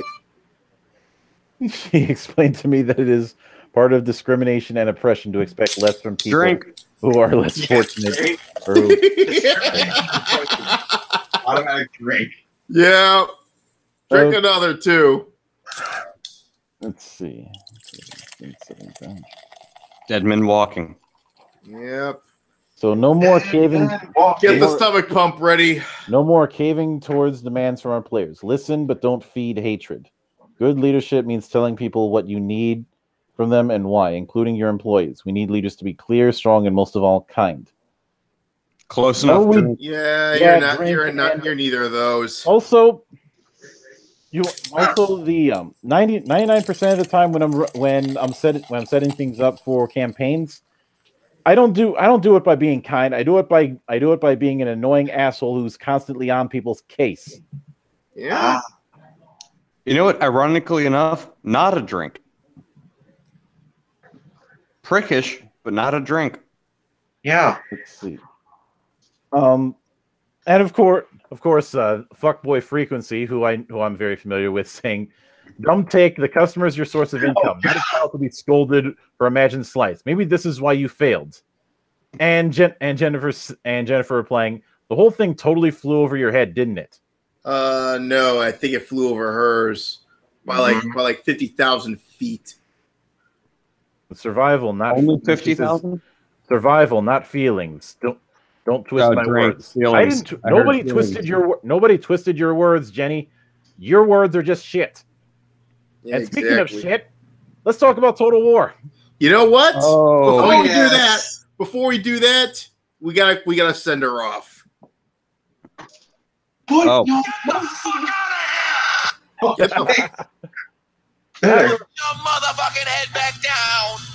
I was waiting for the motherfucking head back down. You just got it, Doku. Oh boy.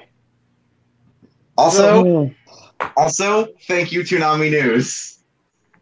Yes. Oh. Wait, there. By the way, that article in general, just Roll out the fucking kegs. crack a cold one night right there real quick because roll out the kegs. I think we need to take a drink. Yeah. Okay, Total War. Let's see what. Oh yes. So after the shitstorm regarding the change, Their tweets just yo. So we all recall the shitstorm that happened regarding the whole way too many female generals that aren't supposed to be there, and the community manager saying that it's supposed to be historically authentic, not historically accurate. They put this response basically trying to back up what their community manager had said. In regards to the current debate about Rome 2, there have been no changes to recruitable female general spawn rates. Bullshit.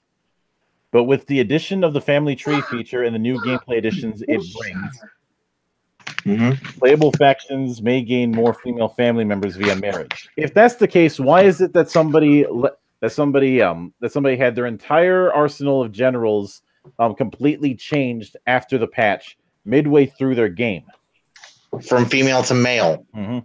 If a player has their male family members seek a wife and get married, more females enter the family. This means more female characters may appear as recruitable generals. Except that's still a hefty amount of bullshit. Yeah. Yes. 3 words. Dig up, stupid. Or in other words, except it's a fucking lie by the devs. Yeah. Lies and broken promises. These percentage chances are moddable by players. We've not seen a verifiable bug where this is shown to be different or not working as intended. We have no plans to patch this out or remove this feature from the game. Oh, it's a feature. Yeah, because you want to give more people. Yeah, you know what? It's time. Whoever's behind this change, you know what? They need to get whacked overhead with a halibut. And let's take a look at what Rome 2 looks like on Steam right now. Oh. I'll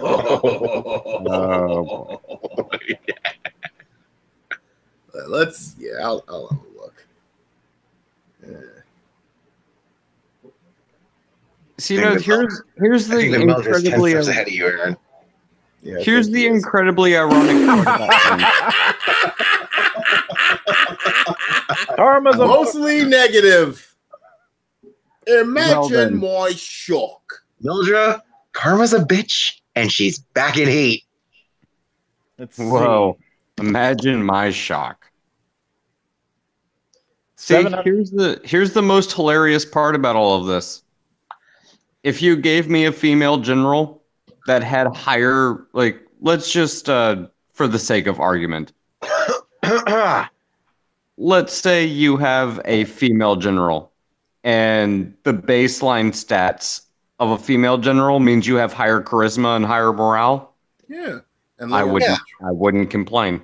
Yeah, I mean, it's got to be lower strength and what have you. You have penalty of like lower strength, lower endurance, or what have you. Yeah, the female general doesn't have to be physically stronger or anything like that. I mean, it could still be quote unquote. What were her words again? historically authentic? Yeah. Females generally tend to inspire people a little bit more than, having a hard line, hard ass, male general. So yeah, give me a female general who has, boost my morale. More morale, better charisma. When I'm under siege, I would actually rather prefer a female general. So why can you guys not pull that off? Well, here's and this is the thing here, and this is the beauty of Steam. Now they can't manipulate the reviews, because Steam said like a few days earlier that we're staying out of any of this shit. Mm-hmm. So you know what? If they get if they're getting quote unquote brigaded, well, you should have insulted your fucking customers. Well, and also I'm just curious, just because I think it's relevant for this discussion. If we're going to talk about something that's quote unquote historically authentic, if you're going on a conquest, would you rather have Caesar or Alexander the Great? But if you're under siege, would you rather have Joan d'Arc? Exactly. But even with that, now if they want, I think, and this couldn't have happened at a worse time, because they're trying to get people to buy Total War 3 Kingdoms, which I might end up getting in a year. And I'm back. Welcome back. Now that we've gotten a bit of video game stupid on that front, let's go with a little bit more stupid. Let's go for some more shameful displays. Yes. Specifically, let's talk for a minute about the most cancerous game on the internet, Fortnite. Oh God. Oh yeah. Oh God. Look at this. Oh yeah, I heard about this. This was enough to cause a controversy. Yeah, considering what Fortnite is. A shameful display. Oh boy. And yeah, I'm going to be playing this on loop This was supposedly out of character for a child-friendly game. Fortnite's a child-friendly game? Yep. Even though we've had an 11-year-old get chewed out by a 45-year-old who was promptly arrested. Mm-hmm. For what? Basically, wait, let me find the article real quick, since this is relevant. Wait a second. Scroll up a little far. Anyway, Mildred, continue until I find the article, since it's relevant. Well, when people got butthurt, Epic apparently told The Verge, quote, "This is unintended, embarrassing, and it was careless of us to let this slip. We're working to fix this now as soon as possible." Oh, found it. 45-year-old man arrested for threatening to kill a child. Video game rage quits are something we can all relate to. One Fortnite player took it too far after 45-year-old Michael Alaperti threatened to shoot an 11-year-old boy after losing a match in the popular online game. Oh my God! And he's probably been arrested for threatening to shoot and kill the young boy both at his home residence and at the child's school. Yeah, this is why I don't play PvP games. I'll play certain ones, but it's always with a certain degree of care. Yeah, Fortnite is one of those into the trash it goes games. Yep. Now there's the case of Reset Era getting ridiculously butthurt over, and butt being the operative word, over a line in Valkyria Chronicles 4. Oh, now, boy! I don't have the game yet. I intend on getting it, but I just have a bit of a backlog to work through. Yeah. And since we're dealing with Reset Era, bartender, can you roll out a few more kegs, please? And I like that there was a mod post that's a mod edit that says posts which downplay or dismiss sexism, complain about outrage or outrage culture, or try and dismiss concern based on the country from which the game will be from will be met with bans. Please continue to report posts that violate our FAQ and TOS. And it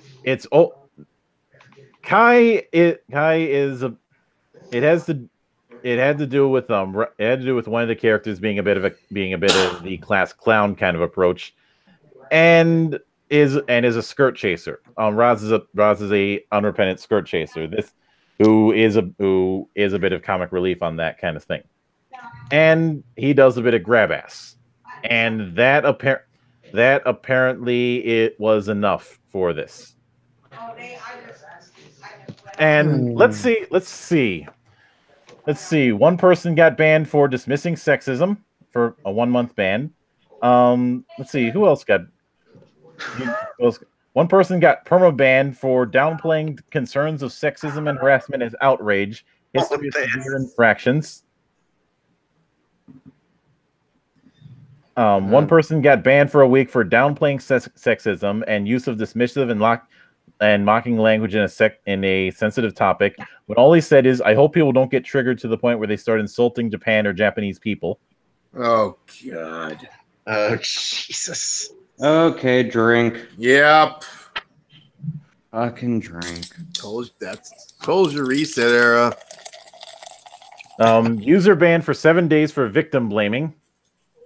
And also drink. Victim blaming. I swear to God, that is a fucking soy factory there. Apparently somebody did. Now, Alphabet talked about it, but apparently somebody trying to invoke Me Too in this whole thing. Oh, drink. Damn it! I wasn't gonna say it, but drink. And all right. Fucking drink. Okay, let me follow along with you, Melcher. Yeah. Here it is. Or actually, VG 247. We're not going over that article. Oh, what article are we going over? The next thing I want to go over is the New Yorker talking about Magic's white male problem. Bartender. Magic's white male problem. White. How am I not dead yet? Okay. This was the first half of this was a decent article that talked about the history of this kind of thing. Then they went off the rails. And then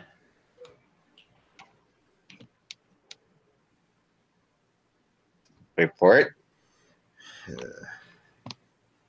Melger, continue.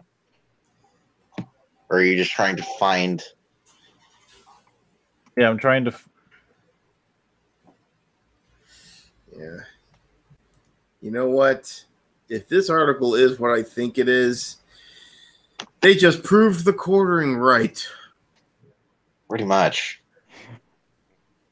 Also, Gen Con burn in hell. Yeah, Gen Con needs to die in a fire. You're going to ban him for getting assaulted? As a Magic the Gathering fan, this should not come as a surprise. Yeah, you know what? Like I said, this ain't gonna be a good look on Gen Con, because now because what's gonna happen is it's like you're just gonna turn that entire fucking place into a goddamn echo chamber. Yeah. It already is. Yes, I bet you their literally already is. I bet their attendance freaking craters next year. Anyway, Mildred, go ahead. But if you found it. He goes, among the rows of tables there were sparks of diversity here and there. I was in the middle of one line by mostly white men. I spotted a woman with dreadlocks who was painted purple and kept a severed head next to her while she played. At the end of another table, 2 auburn-haired men squared off against 2 older women with glasses, one of them using her walker to hold a box of unopened cards. And let me... that lady with purple dreadlocks. I wonder if she's got dreadlock powers. No. However, because recently Magic has also tried to acknowledge its queer and transgender customer base. In 2013, game designers put their first non-binary planeswalker on a card, and 2 years later, their first explicitly transgender character, Alesha, who smiles at death. Oh my god! Who smiles at death?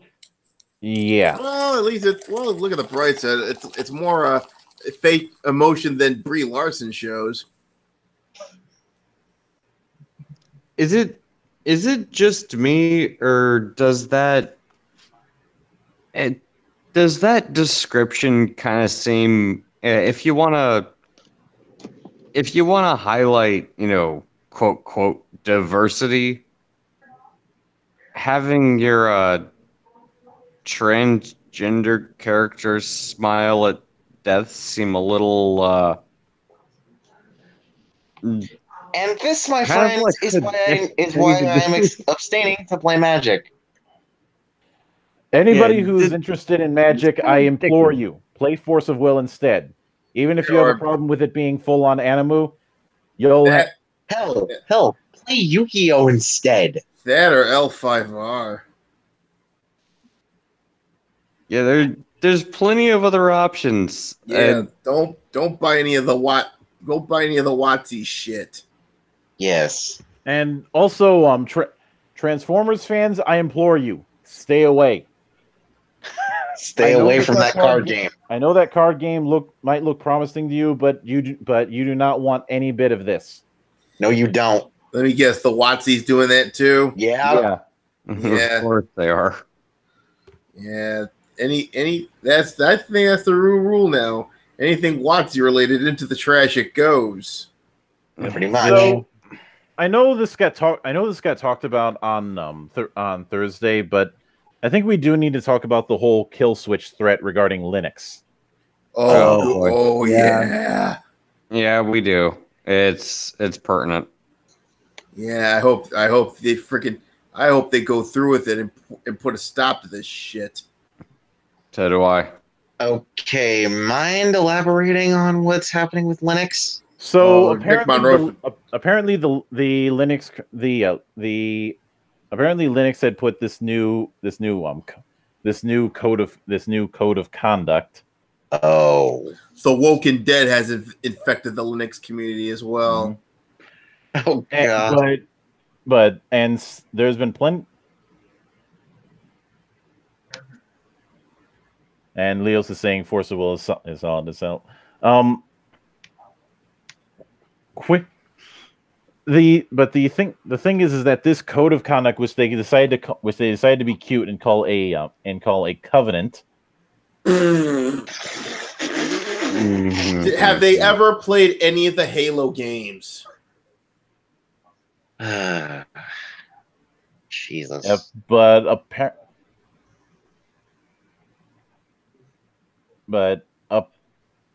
apparently, some of the people who have their lines of some of the people who have contributed lines of code into it are the de facto owners of those line of code and are giving the Linux kernel copyright over that line of code.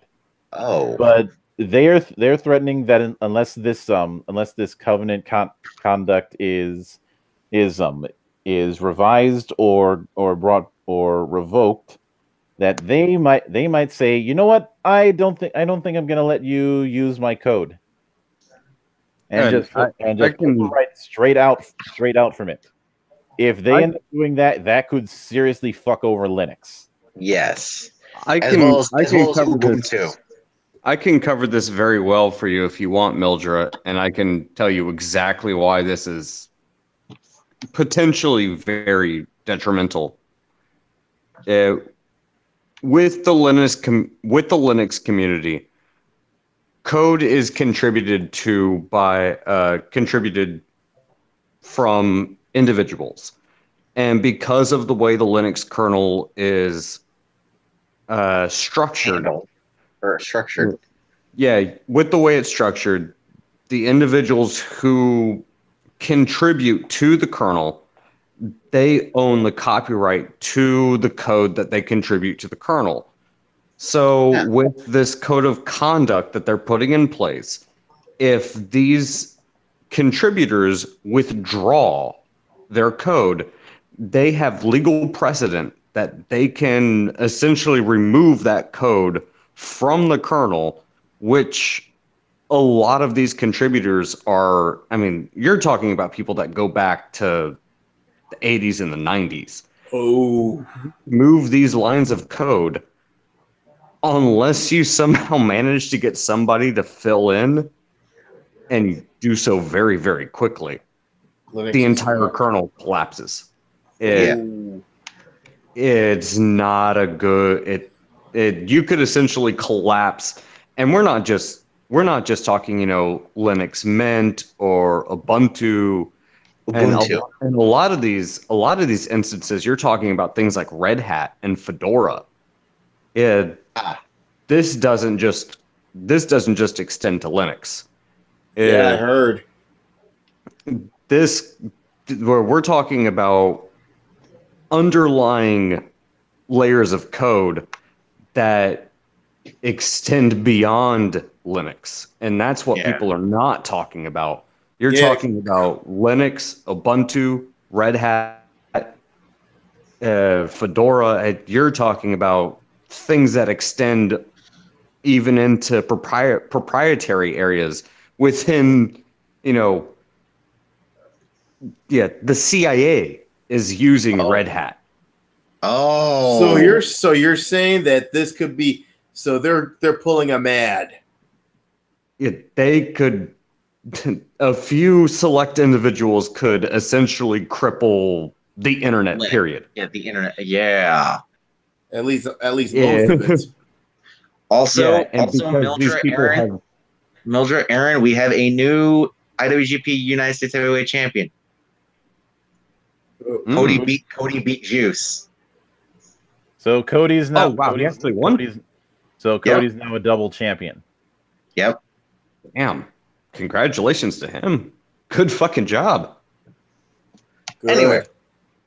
But yeah, that's what's so I say terrifying. That's what's so detrimental about this is because a lot of these lines of code don't just extend to Linux, and that's what people aren't talking about. These lines of code extend not just to, Linux Mint or anything like that. Or Ubuntu, Fedora, or Red Hat. Yeah, and these are systems that are utilized not just on the proprietary side of things. These are utilized by the CIA, the FBI, Google, Facebook, Twitter. It pretty much, they're the backbone of the internet. So all it's going to take is one or two people to exercise what essentially the Linux kernel has established as, if you have contributed this line of code, you essentially own it. Yeah. You have the copyright to it. So you can pull it. If you're a contributor to that line of code, you own it. You can edit it and such. Yeah. Or you can basically pull it and say, no one can use it because you're the one that wrote that line of code. And if you do that, you can essentially break the internet. Yeah, that's what's so terrifying about this kind of shit. And not only that, not only that, this could actually speed up the new blockchain internet. Who knows? They might even contribute their code over there. And that's exactly what they plan on doing. Is because they own that code, they can break the internet if they so choose. So basically, they got the nuclear codes to take down big tech, basically, right? Essentially, and that's one of three things is going to happen. The best case scenario is this SJW politically correct bullshit, realizes when it comes to the internet, you can't pull this kind of crap. You just can't. Which, that's best case scenario. Worst case scenario, they quite literally break the internet, and then you're going to have to wait for the big tech companies to fill in the gaps. But, that breaks the internet. Although even with those tech companies, I'd say a big chunk of tech companies rely on Linux as well. So if worst case scenario, some of those companies might say, "Hey, Linux, stop fucking around, or you're messing with our shit." Well, and see the problem with that is with these kind of companies is specifically we're talking about Linux and the big one specifically is Python, because it's not going to be the server, it's going to be the mobile devices, because most mobile devices, if they're not running on Apple, they run off Python. So you're going to break a significant amount of the internet, regardless of what direction you go. You're breaking the internet one way or the other. And the big tech companies are going to have to try to find a way to fill in the gaps, and they're going to have to do so very fucking quickly. But the problem is, who are they going to find to fill in the gaps? Most of what they hire a bunch of idiots. They won't do it out of spite. I mean, YouTube is a prime example of this. They can try to fill in the gaps as quickly and as efficiently as possible as they want to. But I mean, let's look at how efficient these big tech companies have been over the past, 3-4 years. They haven't been. Yeah, they're horribly inefficient. So if you're talking about people who have been contributing to the Linux kernel over the past 20 years, they're not even going to be able to fucking bribe these kind of individuals again, they'll break it out of spite. And that's what they're threatening. And you know what? The best case scenario is this. The best case scenario is they basically say, you know what? You can take your corporate politics, keep it, but you leave it outside of our realm of the internet, and you fuck right off with it, and let us do what we've done for the past 20 years. Yeah. So you can sit around and play politics. We'll sit here and code. And oh, by the way, if you try to censor us, we have the big giant sledgehammer that we can sit here and fucking hold over your head. Because if you want to fuck with us, guess what? We can just let go, and we don't even have to swing it. We just let it drop. Yeah. Anyway. Oh, by the way, I didn't have it on the list, but I felt like there should be a bit of an honorable mention about this. How desperate do you have to be to think that you can try this hack the election thing, Cards Against Humanity? Are you really? From what I heard, that's illegal. They're a piece of work.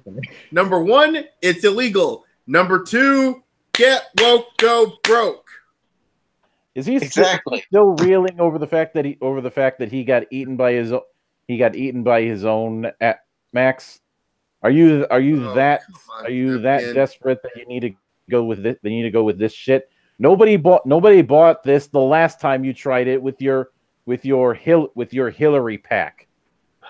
Yeah, that's the thing with Max Temkin. He got eaten alive by these fucking pink hairs, and yet he keeps bending the knee. Man, the dude is an ideological moron. It's like, you know what? You did great with fucking Game of Thrones and that whole pack and everything. But the second companies like Cards Against Humanity try to get political, they end up shooting themselves in their own foot, which just makes them look like fucking morons. Yeah, they're doormats. They're complete doormats. Anyway, let's continue. And Anyway. let's see, what did I have next? All right. So I guess we can add Doctor Who to the list of victims. Oh god. Oh god. Now that's a series that's about sexisms. Yeah, that's a series that's crashing. That's going to be crashing the plane with no survivors. Mm-hmm. You know, I will honestly admit, I wouldn't mind seeing a female Doctor Who if it wasn't again with the same thing like with Marvel and all of this kind of crap. Character design. I wouldn't mind a female Doctor Who. I really wouldn't. I just don't want heavy-handed political nonsense being shoved down my throat. Yeah, I think it would provide a very interesting and, it would be an interesting narrative. It's like, okay, we got a female Doctor Who. Maybe it's shit. If I was the writer, let's say you have a female Doctor who say like lost a child or something, and now has kind of a self-deprecating, like hatred for herself or something like that, or some kind of internal struggle because like, okay, she had a child, she lost a child before it was even born, and now she's presented to this kind of fantastical world, and that drives her character. That could be a really interesting narrative, something that I would like to see, especially when you're talking about the realm of the metaphysical. But yeah, the writers aren't that creative, apparently. Yeah. No, especially when the trailer is giving the implication that the new enemy for Doctor Who is sexism. But I get the feeling that they are not going the master. I get the feeling that this incarnation is not going to have the balls to address the Doctor's darker side of himself. Yeah, I guess. Yeah, wokeness is better than being creative, apparently. Because anyway, let's not forget this is a man who committed genocide twice. Yeah, and kept blaming himself for what he did for about a decade. Oh God. Oh, and see, that's what really annoys me about the whole Doctor Who thing, and I agree with you completely on this one, Mildra.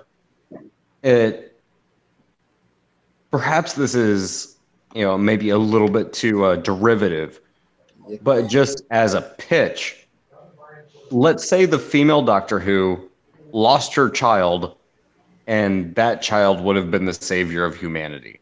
And instead, because that child died, now it's, her burden to bear to try to fucking save humanity. And enter the series.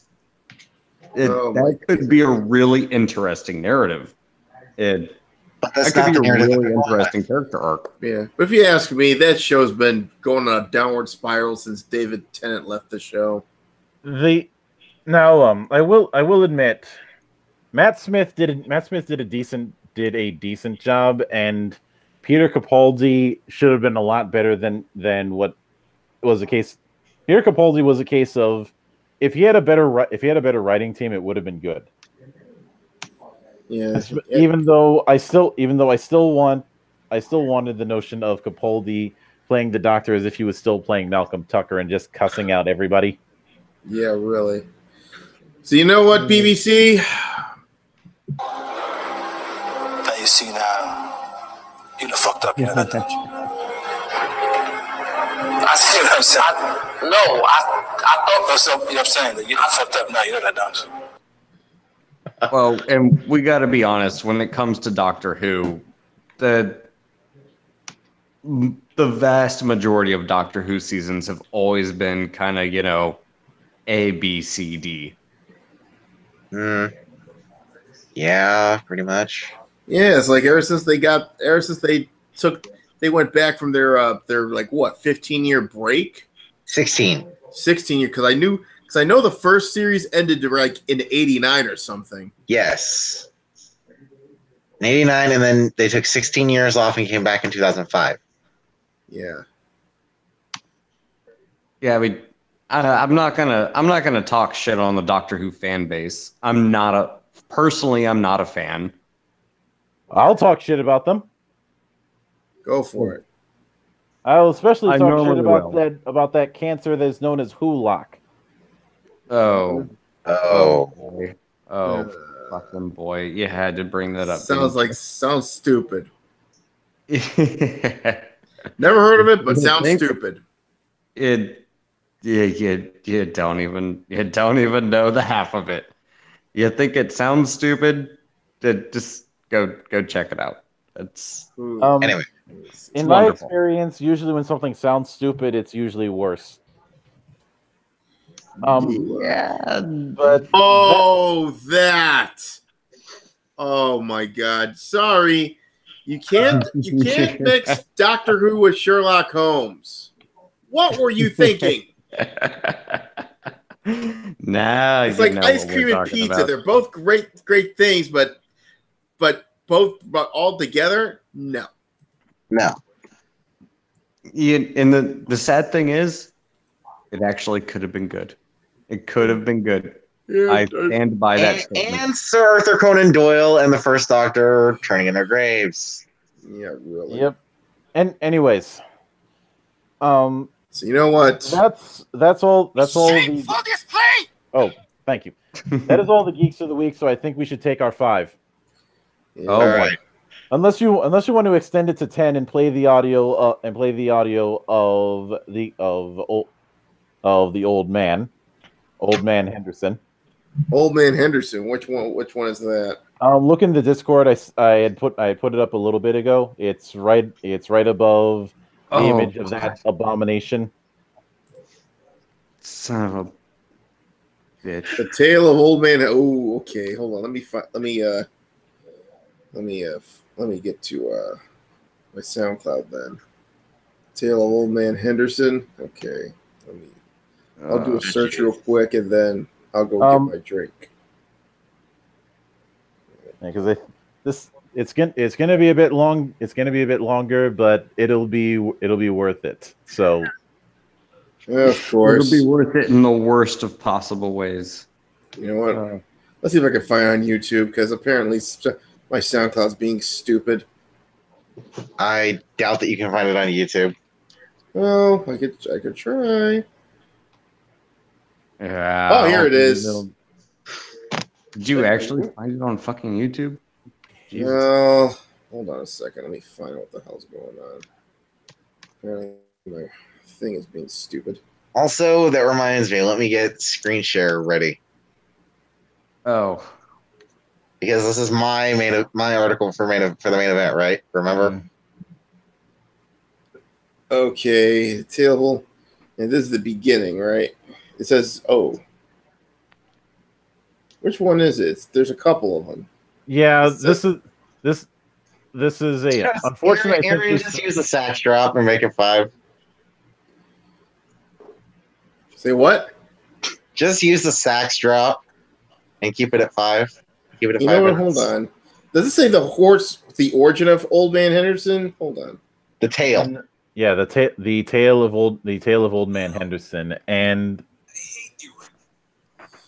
unfortunately, I think the best audio is the one that's in the SoundCloud version. So you might have to just skip it and go with the normal stuff.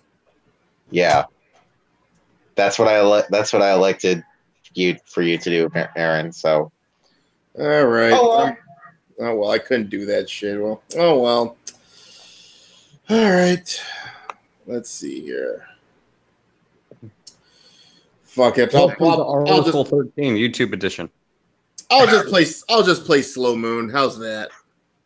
That'll work. All right. I need to get the drink anyway. All right. Be back in a second. All right.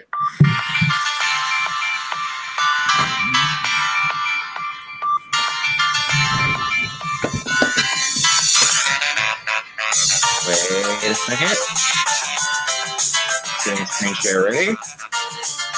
There. And there.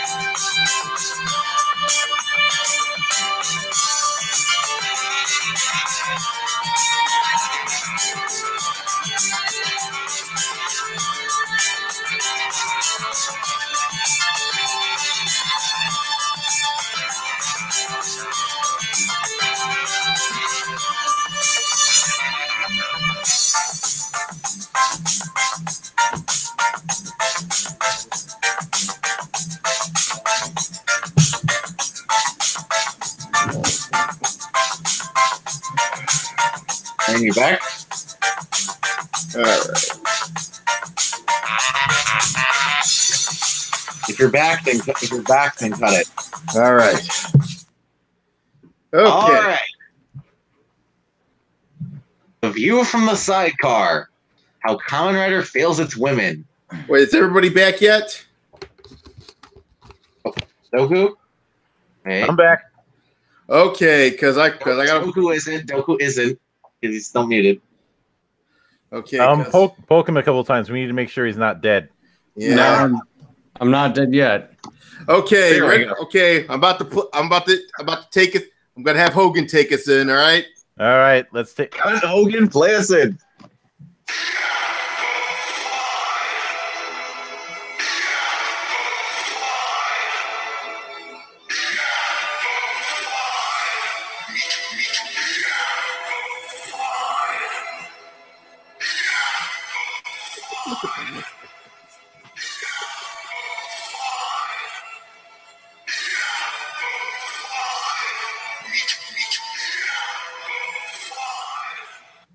There we go. Just look at the look at her face. The thing is, this is actually one of the supporting characters from what is universally from what is consensually referred to as the worst Kamen Rider series, Kamen Rider Ghost, Akari Tsukimura.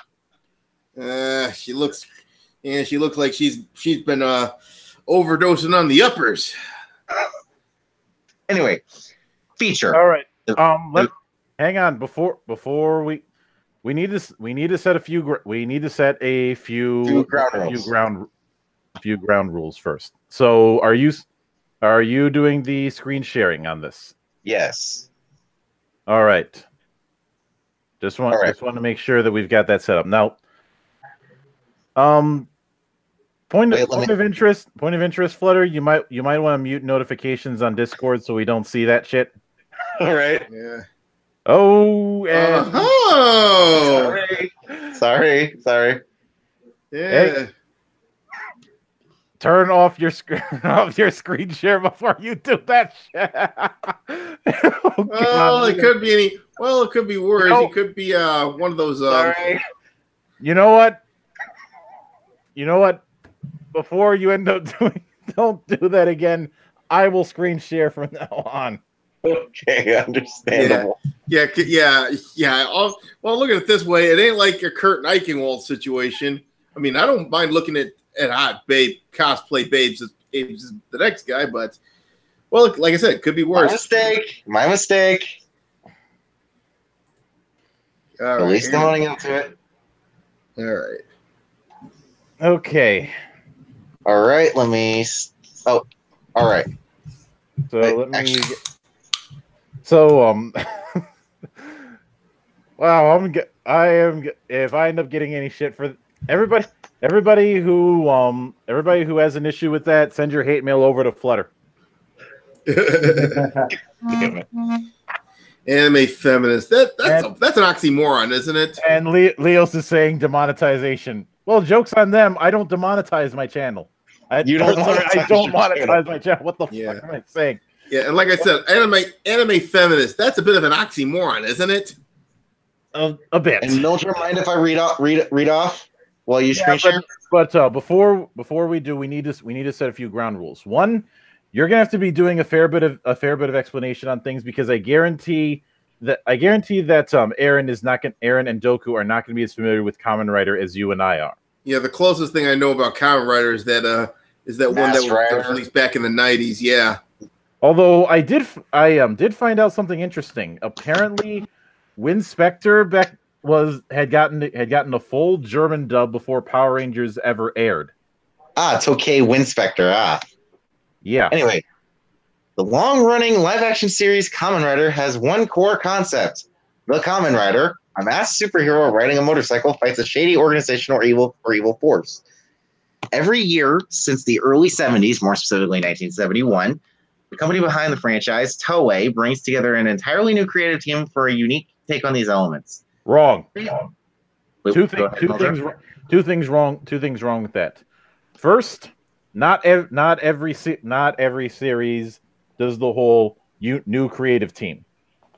Because keep in mind, the V3 was a direct sequel to the original Kamen Rider, and Black and Black RX are in a similar scenario. Granted. No, go ahead. Plus, during the 90s, aka the Dark Age of Kamen Rider, there was no yearly series. There were three movies. Since Metal Hero took that time slot.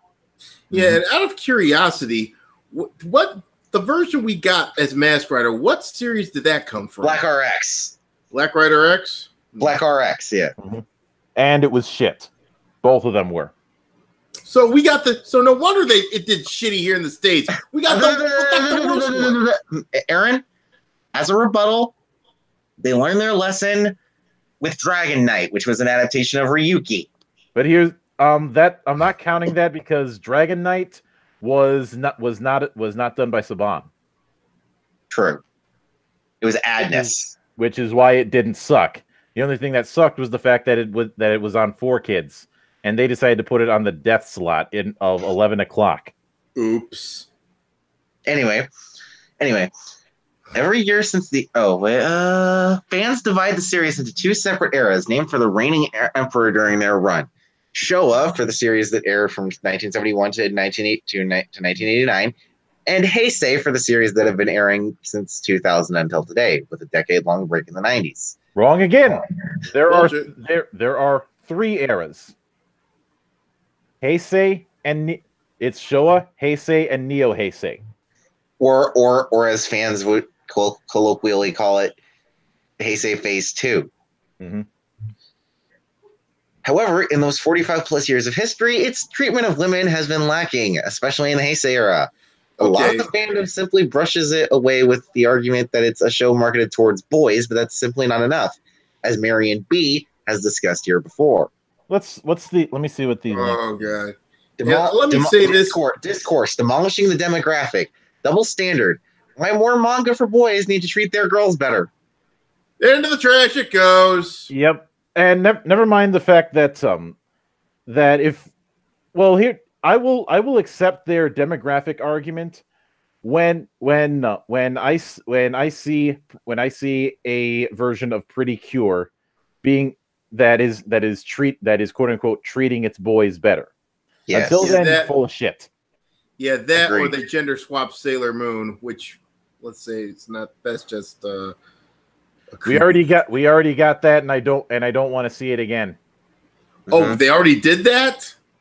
Well, forget Well, they already did a bit of gender swapping in the tail end of during the final season of Sailor Moon, and there's the whole Super S. And not Super S, Stars. Oh, Stars. And there was that whole nightmare fuel thing that we got from the Sidarso brothers. Oh, boy. Which doesn't surprise me because one of them decided he was going to try and outtalk me when it came to D&D. Oh my god! Anyway, real quick, just restarting notifications since I'm not screen sharing. Damn it. Yes. So, So, for what I'm reading, what I'm looking at here is like, and this is coming from a complete noob. It sounds like she obviously doesn't know what the fuck she's talking about. No shit. Anyway, thus it's vital to look at how women have been treated in this show and how it can do better. Oh, do better. You know what? Statistics. Bartender. Fucking drink. And then I will admit one thing. One of the frequent showrunners / writers during Shirakura. No, I'm not talking about Shirakura. That's a different matter. We're not talking about the devil. Aaron, that's actually true. What I'm specifically referring to here is Inoue. Oh, Toshiki Inoue. Ah. Then yeah, it could be argued that he is a sexist.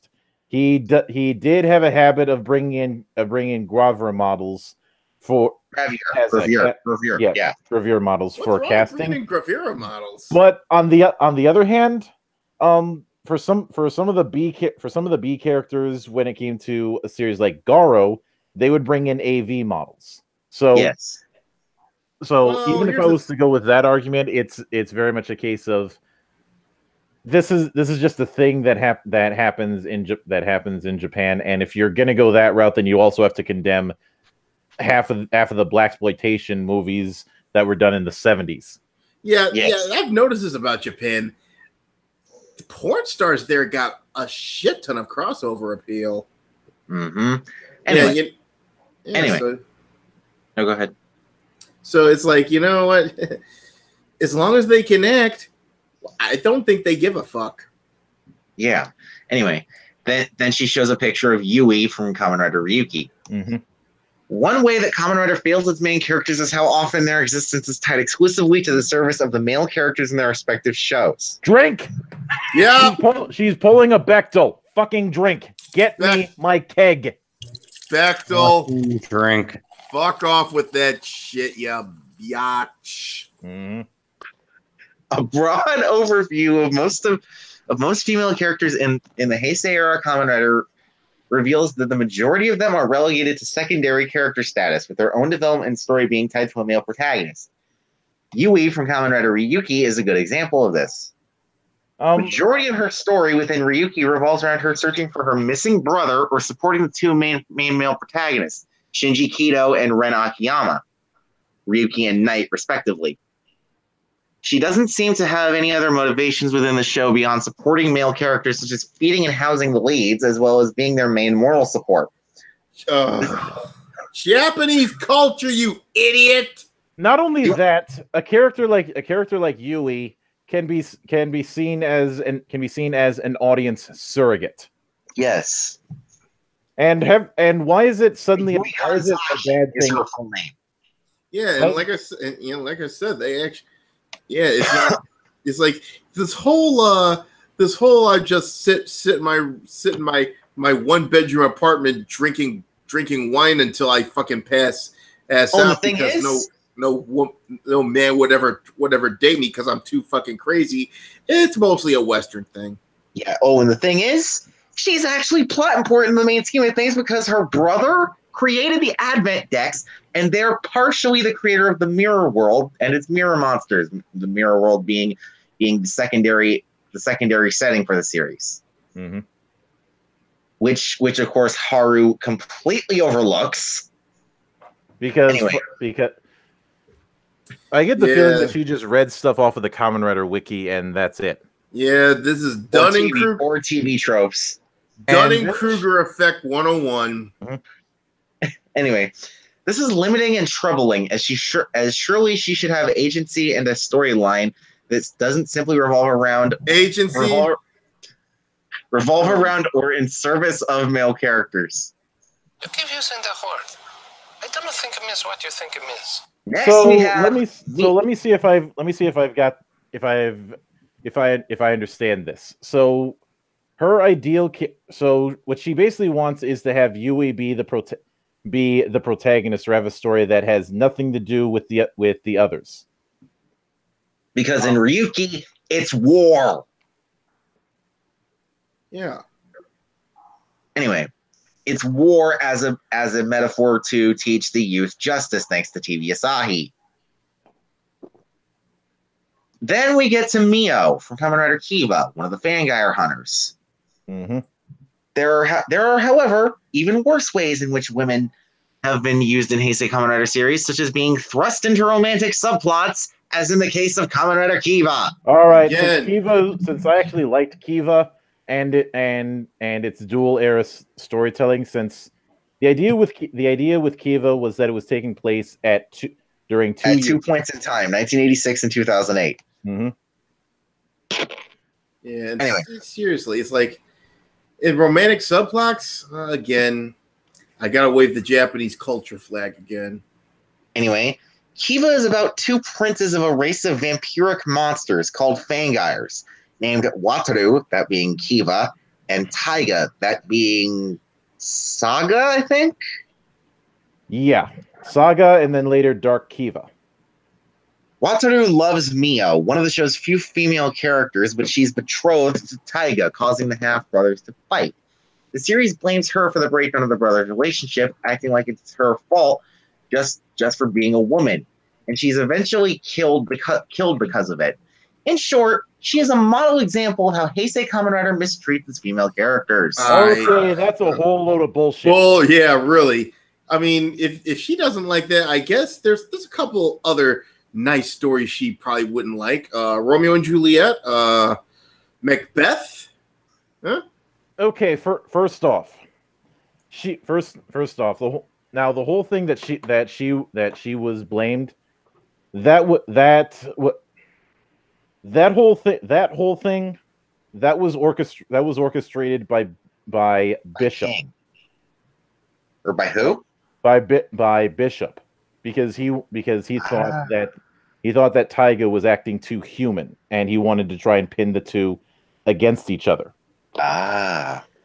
Anyway, no, go ahead. No, finish your thought. And the whole notion of her being a woman, that's taken out of context as well, because it's the notion of, and this is a story that I've seen plenty of times in Japanese storytelling of the woman who's cursed that anyone who gets close to her dies.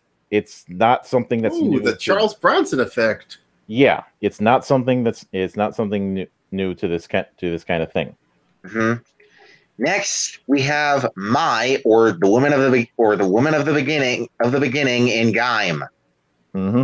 Even worse, sometimes the women in Kamen Rider are literally objectified. Drink.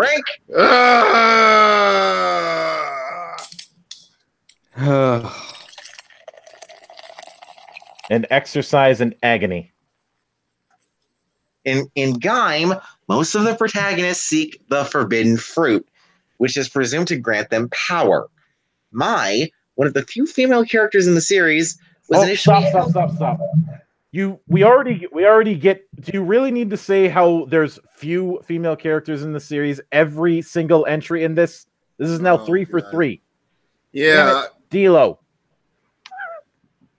Anyway, good God. Anyway, was initially helping the main character Kota to end the fighting over this source of power. However, she becomes the forbidden fruit the characters have been fighting for, turning her into a literal object to be won. Bullshit, wow. Drake. That's some cold ass take. Oh boy. The most insidious way Kamen Rider mistreats its women, though, is empowering them in some way and then taking that power away when they are no longer an important, quote, part of the story. For instance, Bartender. Oh God, not a hipster brat. Oh,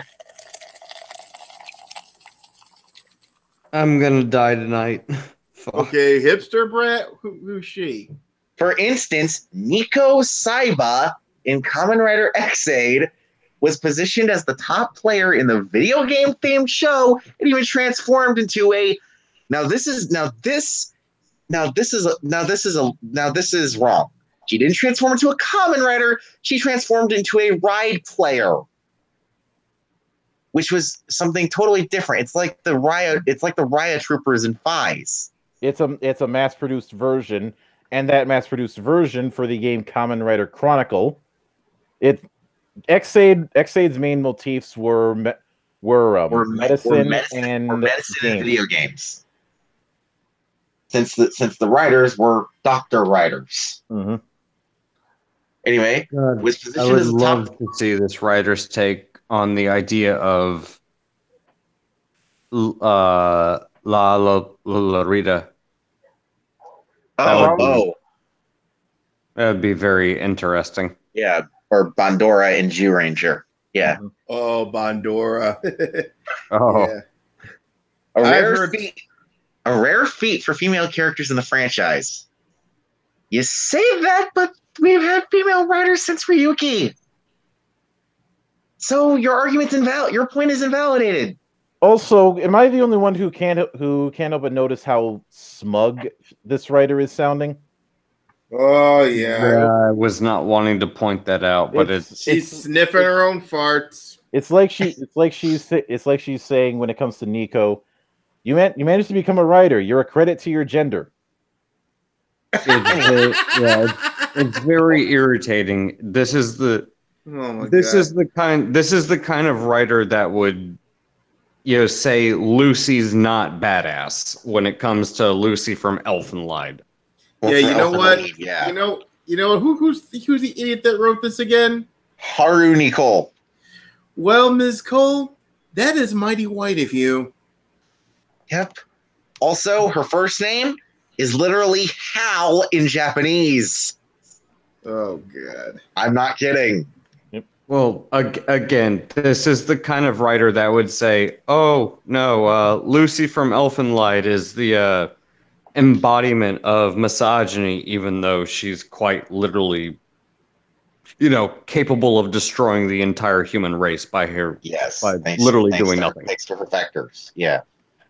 Anyway, however, once the show's focus moved away from her, she rarely fought. Even when her powers were the best ones to defeat Cronus, a male villain who took her powers and fought instead. And here's a picture of Nico. Similarly, in Kamen Rider Drive, Kiriko Shijima, the secondary writer's sister, was one of, and later the main writer's wife, was one of the most intelligent and capable characters, and received a new gun and shoes that made it possible for her to fight. Now, that is true because she's actually a policewoman. Yeah, I guess she did. I guess that flew right over her freaking head. However, despite her being even stronger than some of the Kamen Riders, she never became a Kamen Rider herself.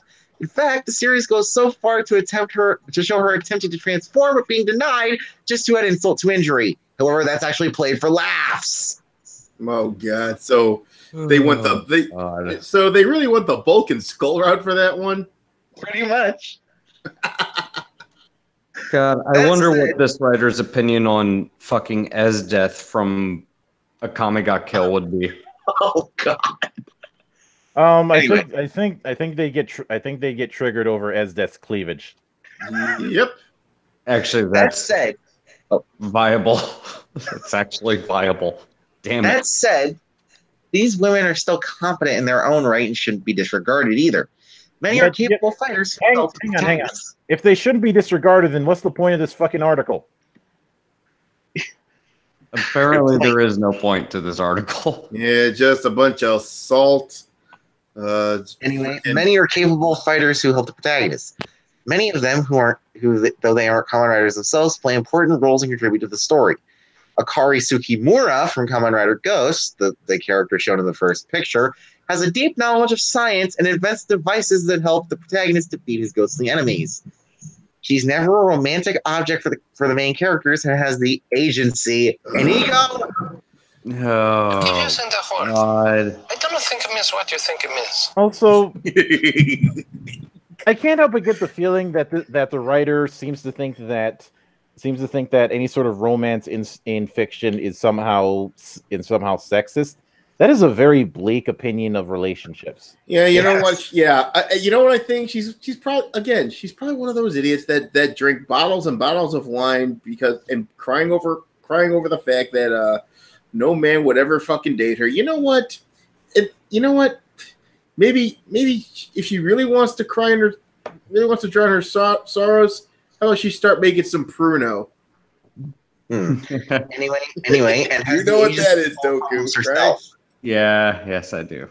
Has the agency to solve problems herself. Also, botch. Here's a picture of Kiriko. Mislabels her as Nico.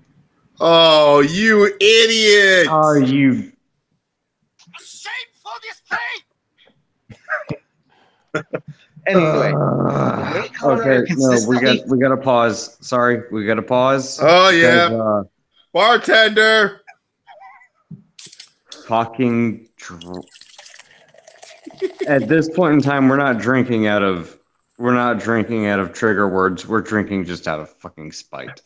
Yes. Yeah, the way Kamen Rider consistently falls on its face with regard to its female characters is a constant disappointment. Oh my god. Dick says okay, God, are you fucking kidding me? You know what? Screw it. Drink. The only one falling on their face right now is the idiot writing this screed. Yeah. Now I'm not saying drink because there's an actual. I'm literally saying drink because she's an idiot. This person is a fucking moron. Thank you, Doku. My sentiments exactly. However, a new show every year brings a fresh start in the hope for a female character who is not only capable, but is treated like a hero in her own right. Keep dreaming, bitch. She could be the protagonist or a secondary character who can transform into Kamen Rider for its entire run and have a genuine good impact on the story as a whole. Oh my goodness! I think she wants a Mary Sue character. Yeah, you know what? And the Japanese will never tolerate a Mary Sue character. I don't know. How serious? Okay, I don't know. I would love this. How do you think they tolerated I don't know, Leftovers or Takaharu Igasaki from Shuriken Sentai no Ninja and Lucky from Ushu Sentai Q Ranger?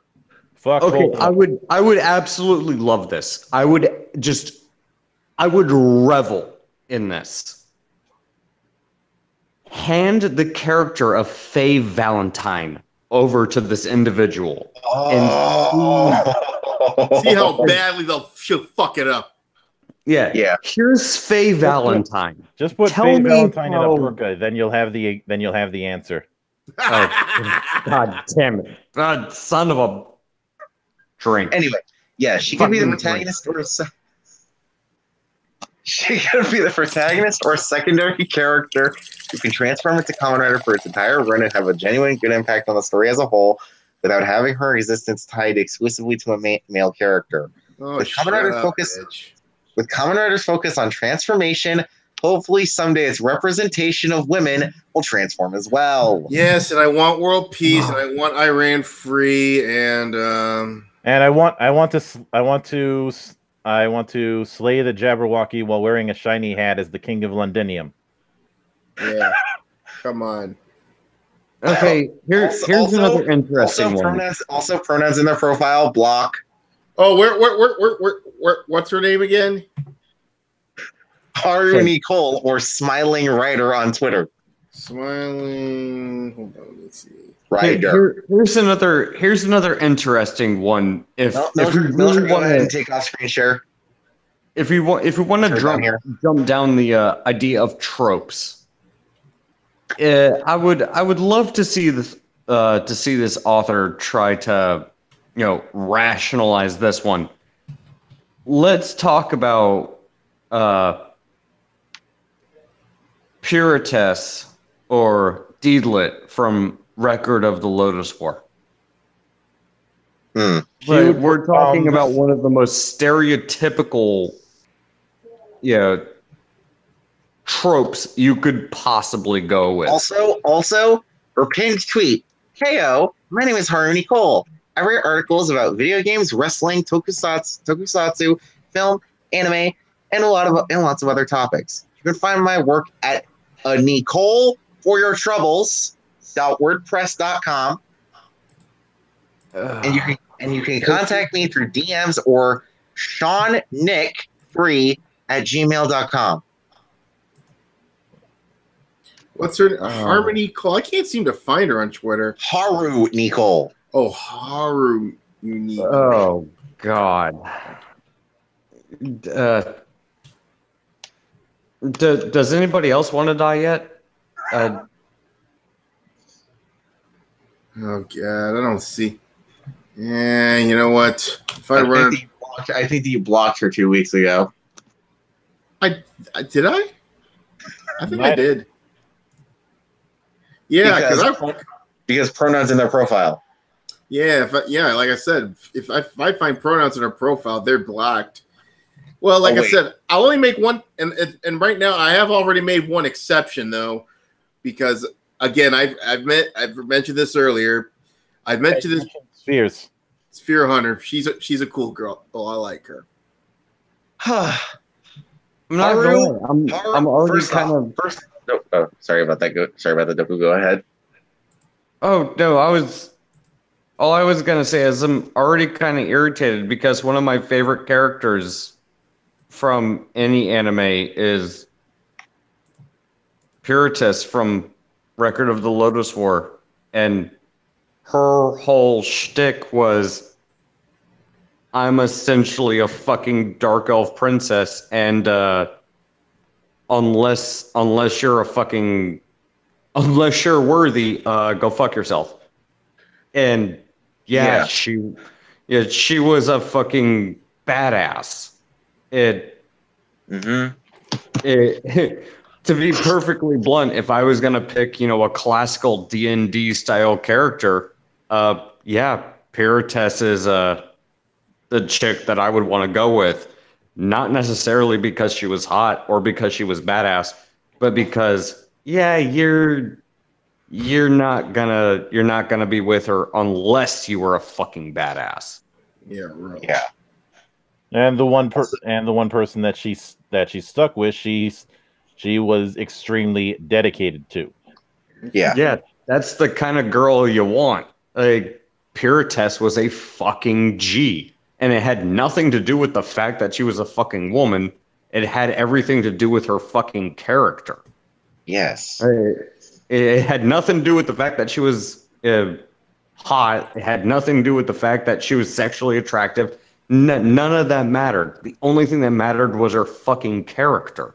Didn't matter the fact that she had tits. It didn't matter the fact that she was a woman. She was the kind of woman you actually wanted because she was fucking loyal and she was a fucking badass. Mm-hmm. But that's what you want. But those sorts of things, require dedication and attention. Actual character development. And the thing is, that's what irritates me so much.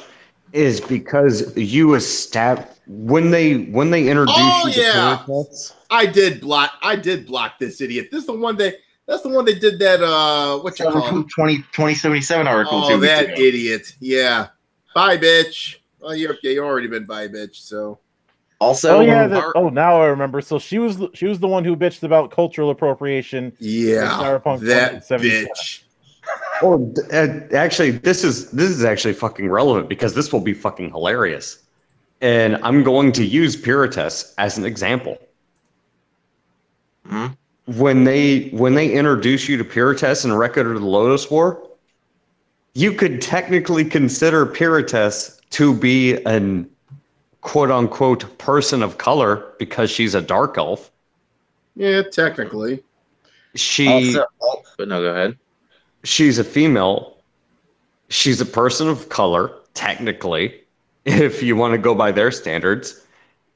And she is a minority even amongst her own race, because there's how many other female dark elves are there in Record of the Lotus War? Not a whole lot. And also, she is one of the most badass characters in that entire fucking story. And also, she's fucking loyal as shit. And Doku, you said this like 3 times. But here's the best. This is the best part. This is the best fucking part of it. She is one of, if not the most loyal fucking character in that entire story. Doku, you're repeating yourself again. Anyway, Haru, put your motherfucking head back down and you know what? And put your motherfucking head back down. And sit your $5 ass down before we make change. Sit your $5 ass down before I make change. Yeah, but there is one thing we've missed. Actually, there's one thing we've missed. Oh, we got to talk about that thing that happened. Oh, yeah, Lindsay Lohan. Oh, yeah, forget this. Fucking. We gotta talk about her. Oh, so this is, I knew I was forgetting something. I knew it.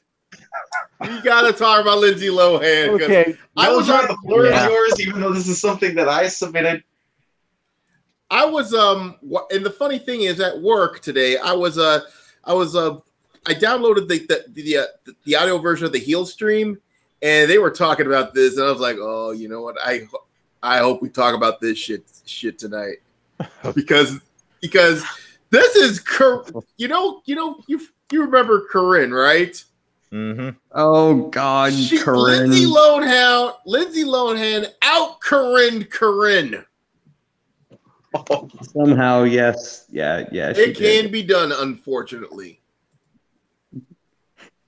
Although I have to admit, the best thing about that is just the fact that the chick that she was actually trying to, hey, I want to help you.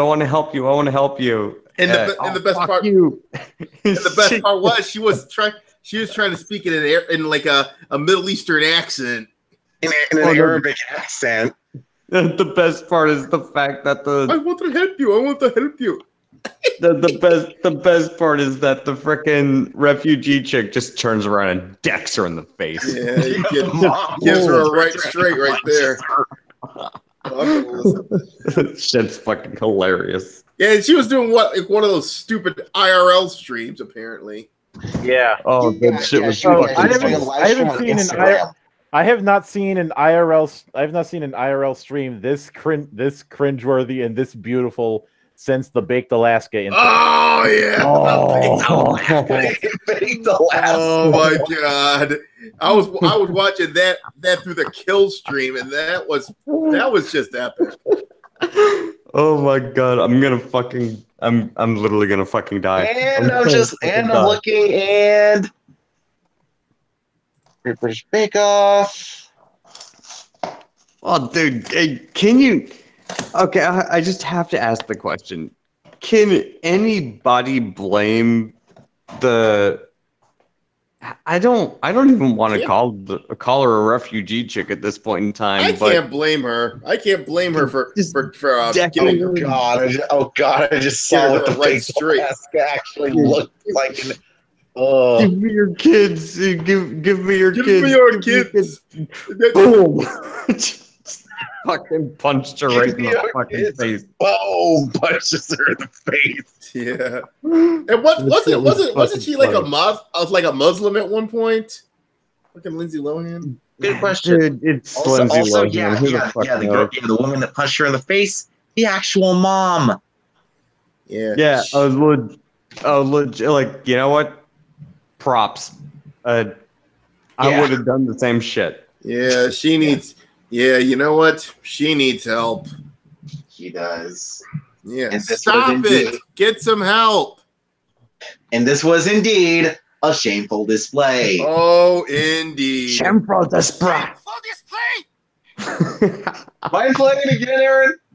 Yes, because it was really shameful. It was bad. It was bad. And the fact it's not even just the fact that she got punched in the face. It's the fact that she got punched in the face. She's like, I'm sorry. I'm It's sorry. like, I beg you, please. Apologetic. you were harassed. You were harassing these people, and then we're trying to kidnap her kids. Yeah, like what the fuck? All respect for her that I had is now lost thanks to that. I never had any respect for her to begin with, and I had even less after the GTA incident. Yeah, at least. Where she tried to sue Rockstar for that loading screen. Yeah, at least Paris Hilton cleaned up her act. Yes. Yeah, this shit was just. Oh Jesus! Oh my word! I apologize for that screen share gas. No worries. I wasn't gonna get monetized with this anyways. But I will admit I want to take that clip and share it with everybody on Tumblr and say, look at this. You see this? This is you. You're talking about the Lindsay Lohan getting decked? Yeah. You went full Tumblr right. You never go full Tumblr right. There are three things you don't go. You don't go full retard, you don't go full read, and you do not go full Tumblrite. Because you definitely don't go full read, because I don't feel like doing the Heimlich maneuver on any of you guys. Yeah. Well, my team didn't go full read tonight. In fact, they exposed Fitception font. They exposed Fitception. Anyway, I guess he's regretting coming to a press conference dressed like he's Conor McGregor. Yeah, bad idea, buddy. That's bad juju. Yep. Anyway,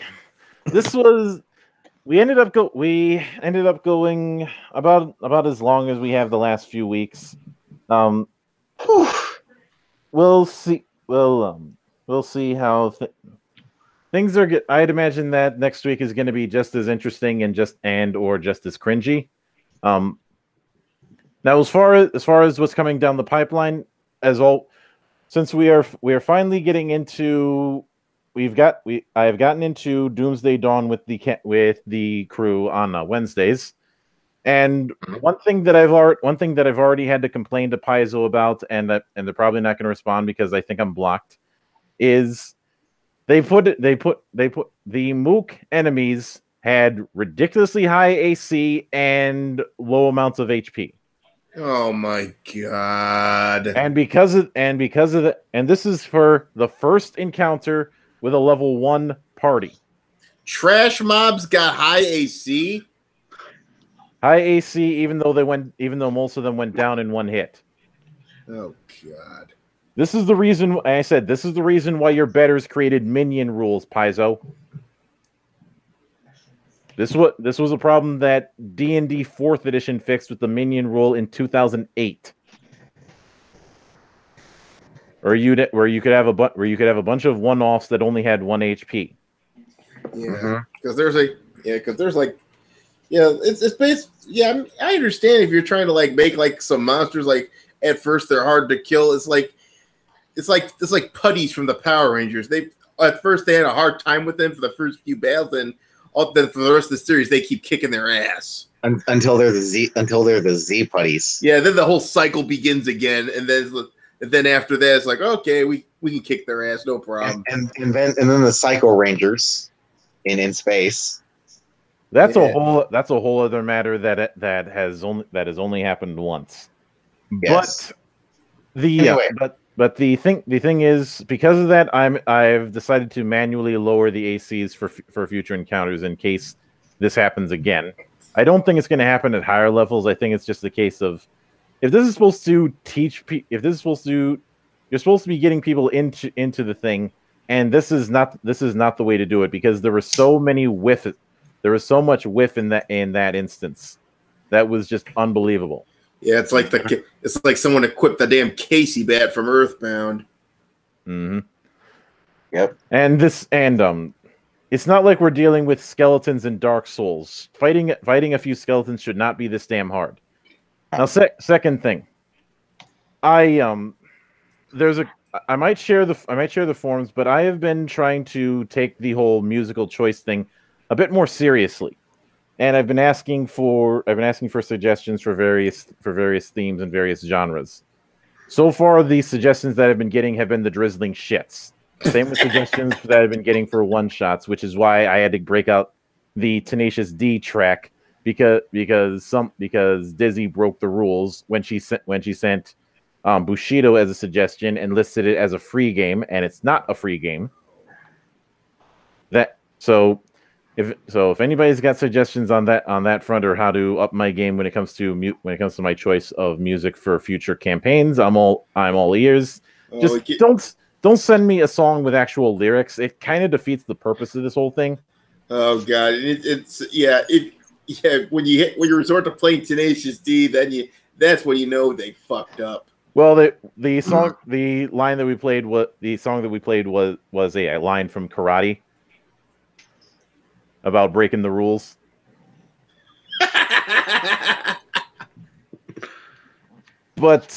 And of course, Thursday is going to be the stream of corruption. I'll be joining Nurgle, and of course next week we'll be going with the next installment of Monastery Live. I do want to wish the best and for a speedy recovery for Mercedes. She apparently came down with a bit of strep. Yeah. So Mercedes, my dear, you better take your Robitussin, sweetheart. That's good.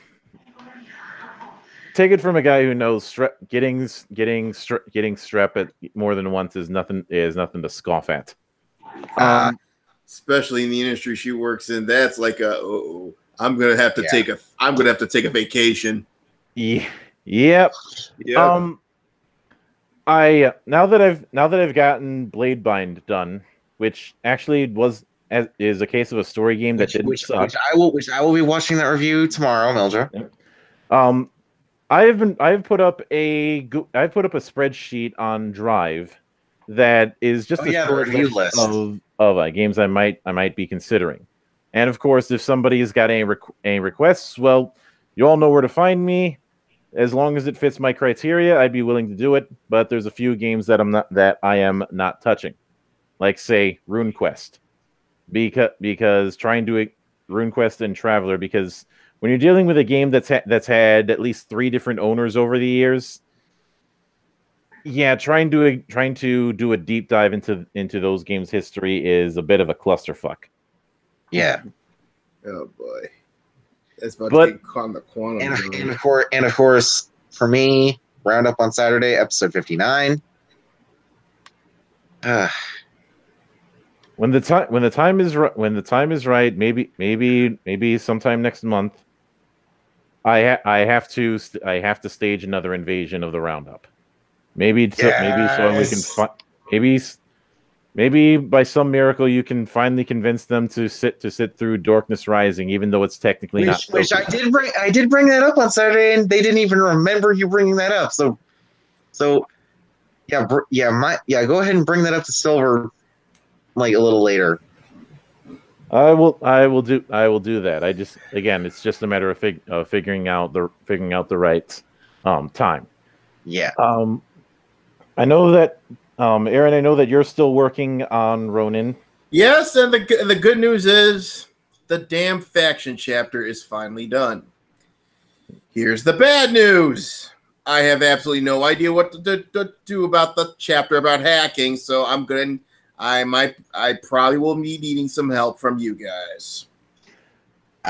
I will consult some of my notes, because this is one of those cases where it'll be vital to look at how other games did it. Yeah, because I already left the original chapter I have in rulebook version 1 on the Discord, but unfortunately it's formatted like shit, so I hope you don't mind. No worries. I'm probably going to be putting up a house rule article on the Monastery talking about the Cthulhu Tech dice problem and how I'd try and fix it. It's a bit tenuous because apparently there is a test version of a Cthulhu Tech second edition, but I've heard hide nor hair on that front. Yeah. But like I said, until the hacking situation gets under control, I'm gonna skip on to the last chapter, which talks about items and gives you the equipment list. And I've already decided to overhaul how the inventory works. Instead of just slots like before, you have a weight limit. All right. So we're dealing with encumbrance.